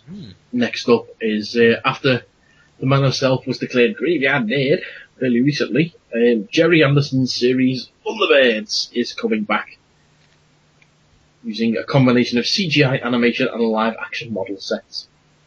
And to that you may say, oh god, why are they making Thunderbirds again? Well, this time... why CGI? Well, when you realise that the CGI will be made by Weta Digital. Ooh! Yes. ITV Studios representative Denise O'Donoghue said, Thunderbirds is a highly respected brand that continues to hold recognition around the world. This cult series... No, she's not high-pitched, it's normal. She said, this cult series is often credited as changing the history of animation and action-adventure. And we look forward to taking the show to another level while retaining the much-loved heritage that has endured over the past 50 years. Back! Would you like some tea, Father? So, yeah. What the hell is this? It's a penis. Oh. Yeah. Personally, I think the only way this would be awesome is if they do the CGI animation, but every now and again for a close-up they have a real person's hand. Like yes! In the old days. Oh, I love it. Right. I was watching Thunderbirds Are Go with Connor the other day as well, and I forgot about that random scene in the middle of the dream sequence. I remembered the whole thing about being in space and just mind the gap, Alan. I remember that, but I don't remember the Cliff Richard in the Shadows turning up and going like, the man in the moon will jump on you if you don't love me no more. Alright. No, seriously.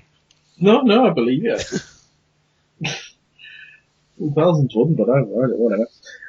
Right, next. Do you like the DC animations that they're doing at the moment, sir? So far, there's some of them I haven't seen. Well, tough, get fucked. Because Cartoon Network have cancelled Young Justice and Green Lantern, the animated series. Those are the two I haven't seen. Well, it's alright then. Yeah, it's Beware the Batman, the new animated series, and Teen Titans Go! Are going to be on instead. So, add that. So, basically, it's not... They're cancelling all of the DC stuff. Cancelling some and replacing them with other DC stuff. Yeah. Weird. Well, that's like Marvel. They cancelled Avengers Batman series. It's like well, I don't know. It's like Marvel cancelled Avengers Earth's Heroes to do Avengers Assemble. Why? They cancelled Spectacular Spider-Man to do Ultimate Spider-Man. When Spectacular Spider-Man was pretty much an adaptation of the Ultimate Spider-Man comics anyway. So, daft. Because the new series, the Ultimate Spider-Man series, isn't an adaptation of the Ultimate Spider-Man comics. It's basically Spider-Man and his amazing friends. Yep. Yeah, I don't know. Anyway, right, this is something I don't like. Basically, the British sci-fi series, The Tomorrow People, is being remade in America. Yeah. It's been exec produced by Greg Berlanti, who does Arrow. Oh god, I can't even get any form of enthusiasm behind this whatsoever. Now, the UK redid a remake of Tomorrow People back in the 90s, and I watched it and I enjoyed it. But the 70s is such a piece of its time. I don't understand how you can just redo it now. It's just, oh well. Anyway, fuck you, America. Well, to give me a bit more of enthusiasm, let's talk about Doctor Who.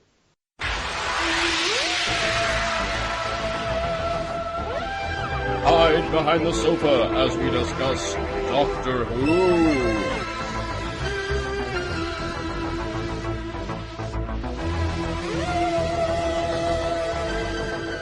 Okay. First story we've got. Oh yeah, did I ever tell you the hidden secret of the Doctor Who sounder?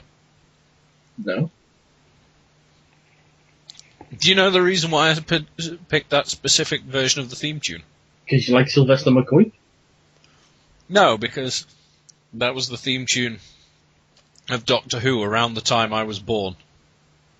Yeah, Sylvester McCoy. Yeah, it was just because I was like, I wonder what theme tune they had when I was born. And that was the one that came up. I was like, oh, alright, this'll do. I was like, yeah, that'll do. No, I love Peter Davidson's version. But then I just love the whole Peter Davison era anyway. Right, well, first one is, it's been confirmed, it's been rumoured for a long time, and I actually didn't say this specifically last week, just in case, but yeah, the Ice Warriors are coming back. I'm very happy. Yes, they're going to be in an episode written by Mark Gatiss, and it's going to be Ice Warriors on a submarine. Executive producer Kara Skinner told SFX magazine, we wanted to bring them. October. To what now? The Hunt for Blue October. Pretty much, yeah. She says, we wanted to bring them back because they're wonderful. In the mix of stories that we were planning for this year, it felt as if doing something bold with a monster that hadn't been seen for a while would be really cool. Mark Gatiss is an enormous fan of the Ice Warrior stories and came up with the idea. The sense of a monster of that scale and that size, trapped in a really small contained environment such as a submarine, was a really brilliant story to be able to tell. They were such a beautiful original design, and they're genuinely really scary in terms of what they look like as they're coming towards you in the armour. The only thing I don't like about the Ice Warriors is they got hands like Lego men. They do. They genuinely have just these little like pizza things. So I hope they kind of redesign them slightly, but yeah. But as long as they still have like the voice and everything, like we are the Ice Warriors. That's how they speak. That sounds kind of terrifying. Exactly. Imagine that talking to you from the dark in a submarine. Jesus. Leave this place. Imagine that. Yeah. Because we've had Returning Monsters, I think, every series since it came back. I mean, Series 1 Zygons, Series 1 Daleks, Series 2 Cybermen, Series 3 was, what's Series 3? There was something that came out in Series 3. No, they were Series 4. Davros came back in Series 5. Series 6 with Silurians. Series 7 is... Well, that's the one. No, it's not. No, Series 7 was... God, I've completely forgotten. Hold on. Wikipedia always comes to the rescue. Mm-hmm. Oh, God. There's going to be a few lot of shouting at me now. But, right. Stop there. Series 3. Right. Oh, The Master. The Master came back in Series 3. Oh, of course. Yeah, right, yeah. Yeah, Series 5, oh no, Series 5 was, hold on, I lost myself. Yeah, Series 4 was Davros. Series 5 was the Silurians. Series 6, I don't think we have one. Hold on, let me just double check. No, Silence, the Siren, Doctor's Wife, that's,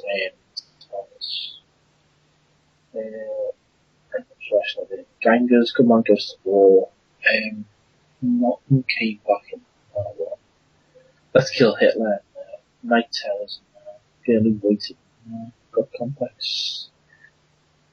If we want to be pernickety, the Minotaur that was in the God Complex is reminiscent of the Nymon.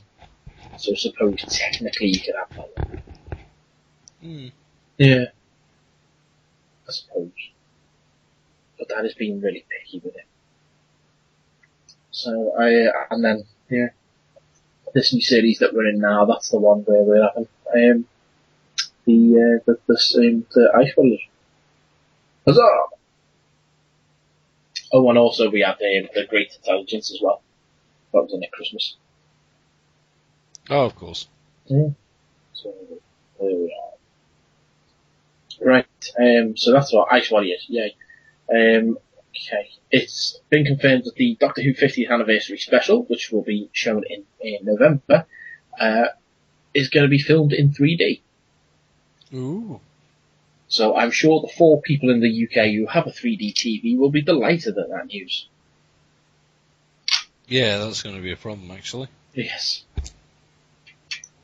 Don't worry, you'll be able to see it in 2D as well. But if you have BBC 3D on the Digibox, then you'll be able to watch things coming to you. I'm sure I saw somewhere that they'd do it in 3D cinemas as well, though. Maybe. Stephen Moffat was quoted as saying that it's about time technology has finally caught up with Doctor Who and your television is now bigger on the inside. A whole new dimension adventure for the Doctor to explore. Okay, and finally in the Doctor Who section is the mini docudrama called An Adventure in Time and Space, which is all about getting Doctor Who onto the screens in the first place. We've had some casting. Now, me and Tom speculated on this a couple of episodes ago about who would we have to play what roles. It turns out I was exactly spot on. David Bradley was cast as William Hartnell. Ooh. Yes, indeed. Other actors also cast. We've got Jessica Raine from Called the Midwife is signed up to play Verity Lambert, the very first producer of Doctor Who, and indeed the very first woman producer for the BBC. And Brian Cox, who's been in everything, probably best known from X-Men 2, the bad guy in that, Striker. He's going to be playing Sidney Newman, the guy who actually came up with the concept of Doctor Who. Mm. Other actors, let's see, we've got Jamie Glover, who's going to be playing William Russell, who was the Doctor's companion Ian Chesterton. We've got Gemma Powell, who appeared in Alice in Wonderland. She's going to be playing Jacqueline Hill, who was Barbara. And Claudia Grant, don't seem to have any previous credits to her. She's going to be playing Caroline Ford, who was Susan, the Doctor's granddaughter. Ooh. So they're your primary cast. Yay. So there's that. And that's all for Doctor Who news, so let's round things out then with any other business. Any other business? Okay, right, our first story in any other business this week is a follow-up. As you know, we're not horses. And we do neither not are cows. Horses. No, neither are cows. Remember that, Bindus. Yes, a little while ago actually, we talked about a guy in Scotland who was arrested for feeding the horse a sausage roll. Yes. Because he said it, quote, looked hungry. His trial was this week. Oh, okay. Yes. This is Francis Galley. Let's see. He said that he gave it to the horse because it looked hungry, and he's then since changed his story and claimed that he was giving the horses a stroke when one of them snatched his sausage roll. He said, "You don't see horses every day in Govan Hill. I was just happy to see them." He claimed before saying that he'd merely stopped to give the horses a wee clap when one of them took a bite from his lunch. His lawyer, Mr. Martin Lavery, explained that Kelly was heading to the job centre at the time of the incident and added, "You bought the sausage roll for your lunch. You didn't buy the sausage roll to give it to a horse. So the horse, in effect, did steal your lunch." And he replied, "It did, aye." During the trial at Glasgow Justice of the Peace Court earlier today, which was February 8th, the mounted police officers testified that they had warned Kelly to stop trying to feed the horses the meat-based product because the animals were vegetarian. What? PC Stuart Coulter told the court that Kelly had repeatedly ignored his instructions and instead stated, "I'll feed them what I want." Justice of the Peace Eleanor Lafferty found Kelly guilty of behaviour in a threatening or abusive manner, shouting and swearing, and adopting an aggressive stance towards Coulter and his colleague PC Victoria McEwen. Kelly, who is currently in prison serving an 8-month sentence for driving without a licence, was fined £200 for his actions, but as he's unable to pay the fee, he will instead serve the alternative sentence, a further 7 days in prison. So we've learned today that if you feed a sausage roll to a horse, you will go to prison for a week. What the fuck? And now we know. And knowing is half the battle. G.I. Joe! Okay, we got another follow-up now. It's time for Yeti Watch. Yeti Watch. With the 24 birds. And stuff. Yetis in the woods. They're hunting for the peas. At least we think they're Yetis, but they might not be, because they might be on their knees, like Michael Winslow. He sounds like a Yeti, because stuff. Because he's like Yetis! Yes. Okay. It looks like they're actually homeless men. Well, it looks like the expedition that went out to look for the Yetis, as we've discussed previously, they seem to have made a conclusion. Okay. DNA tests have shown that hair that was found of the Bigfoot-like creature was in fact that belonging to a bear. Yes, a bear that has escaped from the circus. Paddington? Yes. Marmalade! Oh god, if they make that... Didn't you say they were going to make a 3D animated Paddington Bear film? Daniel Craig needs to do the voice. Oh, brilliant. Well, sightings of a large beast in the Manchuria region of southern Russia have been reported over the past 3 years, and black, coarse hair found in caves has led people to assume it was a Yeti. However, tests have shown that the hair is in fact a rare type of black bear from North America, which can reach up to 7 feet in height. So, yeah.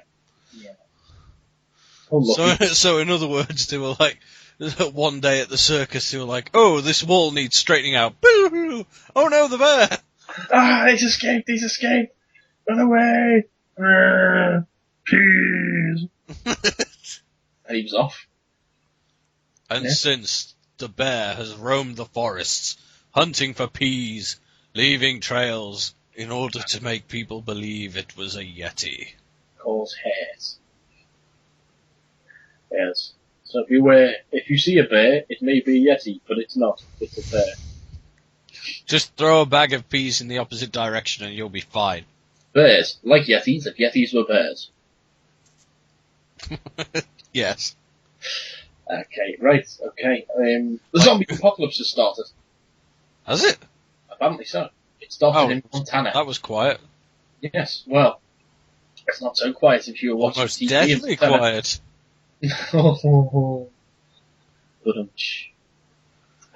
No, yes, it wasn't so quiet if you were living in Montana.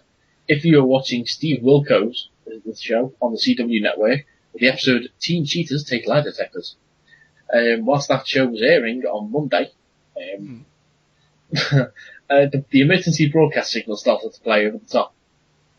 And then an announcement came over that said dead bodies are rising from their graves. Okay. Yes. However, it was a hoax.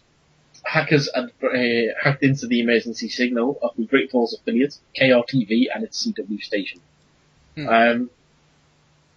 Now, if you listen to it, it doesn't sound at all convincing.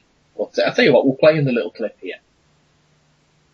So that's the sound that you would have heard if you'd have been watching TV. Yeah. Are you convinced by that, sir? Not really, no. Yeah, I didn't think you would be. Not many people were. No, though it does remind me of a clip I saw from ages ago. Like, because thanks to Tell 'em Steve Dave Overkill, I was looking at like number stations and stuff. And I also found out about the. Do you know about the Max Headroom pirating? Ah, yes. I've read all about that. I've actually seen the video on YouTube somewhere. Yeah. Yes. And they still haven't caught the people who did that. No, it's been however many years later. That's still. Yeah. But it made me think of that back. Yeah, I mean it's not a regular occurrence. TV signals being broken into, but when it happens, it's bloody strange. Mm. So, over a few months, there was no zombie apocalypse. Or if there was, it was covered up in food. Right. Okay. What's the poshest meal you've ever had, sir? I'm not Only a 2-hour show, Andy, come on. I'm trying to think. Bananas and bacon. The incredible taste of bananas and bacon together at last. Indeed. Lovely, lovely. Well, so it wasn't a Big Mac then, no? Oh yeah, it could be, actually. That's the finest meal you've ever had. Yes. Right, okay. Well, you're in luck then, if you like that sort of thing, because McDonald's in Australia, I don't know what the hell goes on with corporate McDonald's in Australia. They came up with some bizarre ideas. Remember when they changed the name to Macca's for a week recently? Yeah. McDonald's in Australia is offering customers a fine dining experience. Ooh. Customers who purchase a premium meal between 5 p.m. and 8 p.m. will have it served to them on a china plate by a waiter or waitress. They can then eat it with a knife and fork, and drink out of a glass and use a cloth napkin. What? Owners of the franchise in Warilla, Glenn and Katia Duarte, stated that the 5-week trial is proving popular, telling Reuters, "It seems everyone's loving it." Just say, "I'm loving it." That's the catchphrase of the company. You know, I'm loving it. Yeah, right. Yeah. Mac is on the plate. Yeah, it's funny. The couple used to serve Glenn's parents the fast food on a plate with cutlery, and when they noticed that the diners were intrigued, they sought permission for the idea. Previously, the couple have created an app that allowed people to order and pay for their meal before entering the restaurant. That's awesome. A proper takeaway McDonald's. Awesome. There's a KFC that did something similar back near where I used to live. They put up on the wall, they put basically a phone number that said, if you give us a call, tell us what you want, 15 minutes in advance, then come down here, 15 minutes later it'll be there ready and waiting for you, before you got to pay. So you don't have to wait around. It's pretty awesome. So, it's the only place I've ever known that doesn't it? Speaking of phones, this is a story about a Sri Lankan prison, or rather a Sri Lankan prisoner. He was attempting to smuggle a mobile phone into the prison. However, he was found out, and when the phone started to ring in his ass. He'd been taking lessons from Christopher Walken. I've got a phone in my ass. The dog was on the phone. Why he didn't set it on silent, or at least vibrate, you know? He thought it'd be slightly questionable if he sat there trying to answer serious questions and he's going like, how old are you? 25! Well, this is a quote from a prison official, which I'm going to read in the voice of Christopher Walken because, you know, he's got a watch up his ass. It's a mobile phone. So the prison official revealed, the man had concealed the phone inside his person. Unfortunately for him, the phone rang at the wrong time, and the guards knew he had a phone up his ass. Or rather, at the wrong end, is what they said. But up his ass is kind of my catchphrase. Raj. The prisoner was then taken to hospital for 2 days. I'm assuming so he could poop it out. Ew. So, if you're going to smuggle a phone into a prison, at least put it on vibrate, or at least switch it off until you need to use it, you know what I mean? But how are you going to get the charge in it? Ooh. Prepaid plug. Ooh. No, not for me, that. Anyway. Okay, next, we're staying with mobile phones. This was a woman in British Columbia who called the police because she thought her daughter was being murdered. In fact, the girl was actually in a cinema and had a gun dialed in mum while she was watching a horror film. Okay. Yeah. Police officer Mike, do you have this one open? No. Now open it, because you can read this quote from police officer Mike Russell. Okay. Let me open this. Police officer Mike Russell said, all she could hear on the other end of the line was screaming and yelling. Sounded like a very big struggle going on. So we actually had to have our staff try and get a hold of the daughter. Goosh. And with so many pocket dials and abandoned 911s, it's certainly creating an extra burden for our officers and for our communications center staff. Ugh! Yeah. Okay. Swag. You know what to do with your swag. YOLO. What do you do with your swag? I turned it off. You. Yeah. YOLO. I'll YOLO you. Polo. Okay, right. Is your name John Lennon? It's Louis Armstrong. Andy, is your name John Lennon? Yes. No. Is it? I need to know for the purposes of this story. In fact, yes, it is.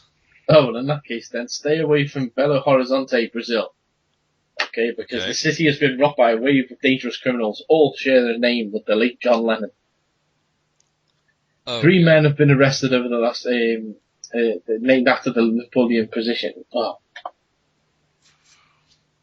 3 men have been arrested who were named after the Napoleon musician in the last 3 weeks, and another John Lennon was discovered shot dead in a suspected revenge killing. So, keeping score, that's 1 dead John and 3 arrested Johns.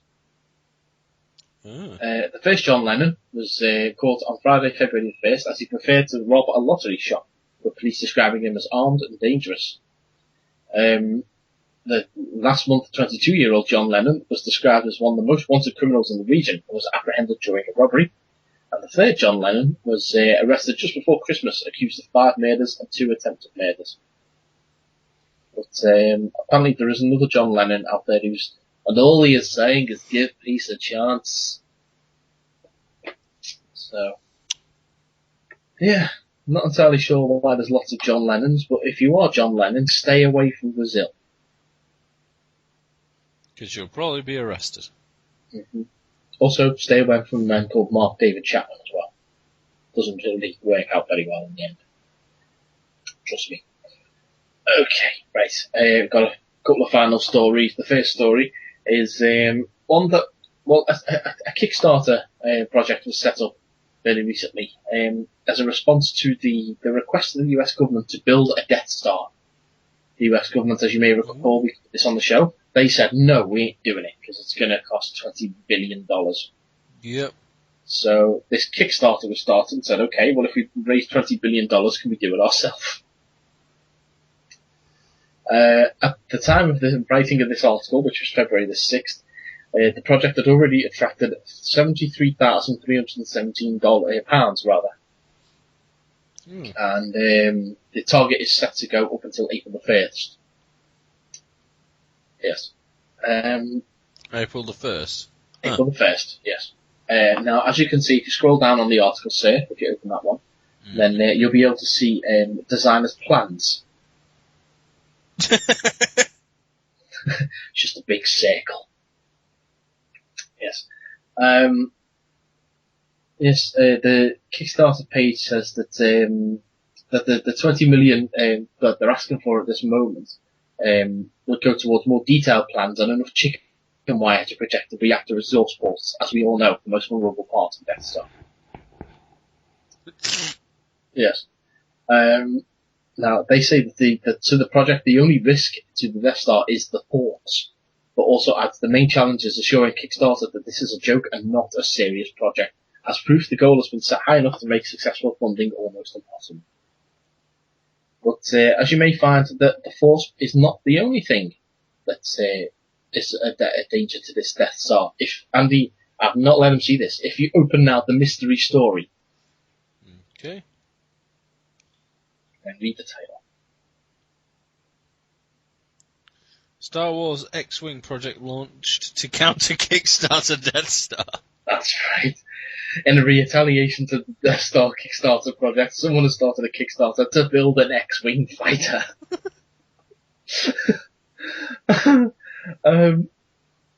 This Kickstarter user fears that the Death Star funding drive could actually be an ingenious plot by the Empire to use the power of the people against us, so he is countered with his own project. He says, we can't let this new Death Star go unchallenged. We're raising funds to form a new rebel alliance and construct a fleet of proton torpedo, that's difficult to say, armed X-Wing fighters to take down the new Death Star. His goal is to raise a slightly more modest 11 million to balance a prototype of an X-Wing. It says, as with the Death Star, the project will be open source to bring down the costs. Quan wants to ensure all the X-Wings have Apple iPod and Siri integration. Bing! Turn on my targeting computer. Turning on your targeting computer. Bing! Turn off your targeting computer. Turn off. Do you want to turn off your targeting computer? Bing! Yes, I'd like to. Okay, turning off targeting computer. Luke, we see you've turned off your targeting computer. Bing! Turn back on my targeting computer. Turning on your targeting computer. Oh, hours of fun.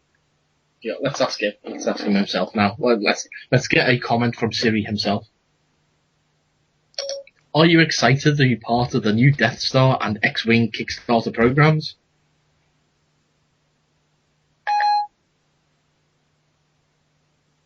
I can't answer that. Ooh. It's top secret. Oh, Siri, I think, do you know what? If he won't say anything, that leads me to believe he's actually on the dark side. The dark side. Siri, are you a Sith Lord? We were talking about you, not me. I think he is. He's trying to avoid the subject. Well, on that bombshell, ladies and gentlemen, I'm going to leave it there in case he does some force lightning and attacks me. All that remains to say is if you've enjoyed the show, then why not let us know? We're on Twitter, at 50footnerds, or get us on our individuals. Mine is at Mike G. Bell. And mine is at Vaults of Extoth. You can catch us on the Facebook, like us up on there. It's facebook.com/attack of the 50footnerds. We've got email, which is 50footnerds@gmail.com. And we've also got the YouTube channel. Just search us up on there. It should be something like youtube.com/attack of the 50footnerds. I don't really know. I'm quite scared right now. We'll keep an eye out on it, and we'll be putting Andy's video review of Titanic 2 Electric Boogaloo on there fairly soon. I hope we haven't offended the Germans, but if we have, go fuck yourself. All that remains to say then is for this week, my name is Evil Darth Siri. And my name is Goebbels.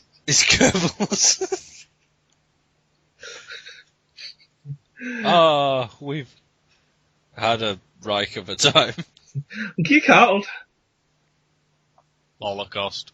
And now, ladies and gentlemen, we present the biggest star in the universe. None other than Cliff Richard Jr.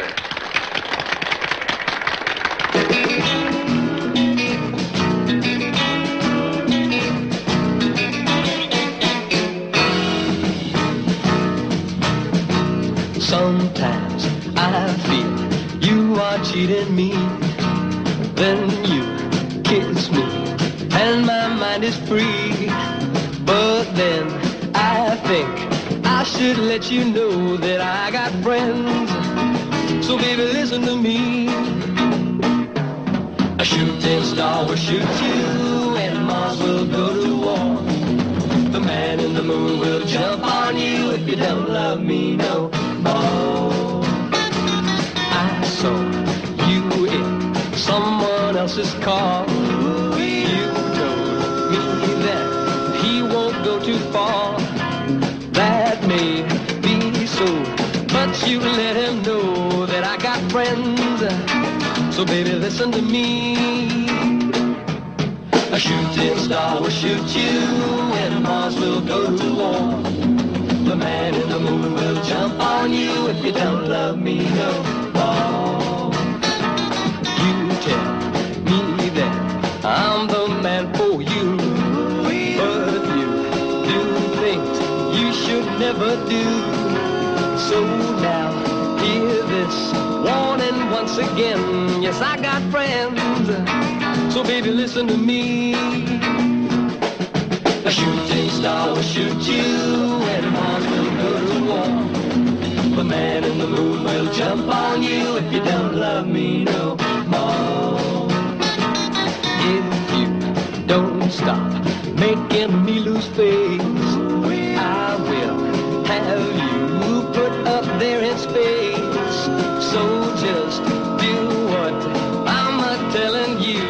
'cause I got friends.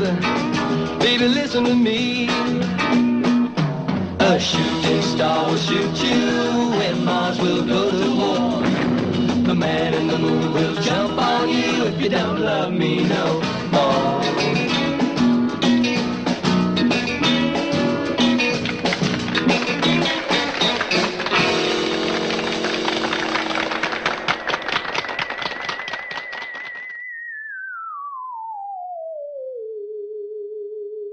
If you've enjoyed the nerddom in your ears, then please follow us on Twitter at 50footnerds, or email us anything except spam at 50footnerds@gmail.com.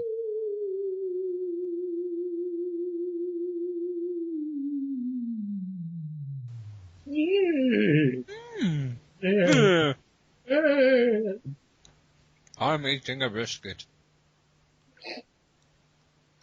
Supposed to when you're usually like chugging down cock. I believe you'll find chocolate mini rolls. Hey, whatever your ethnic preference and whatever your size preference, that's down to you, sir. Black midgets. Okay. I borrow them from Pierce Brosnan. Fold the cock.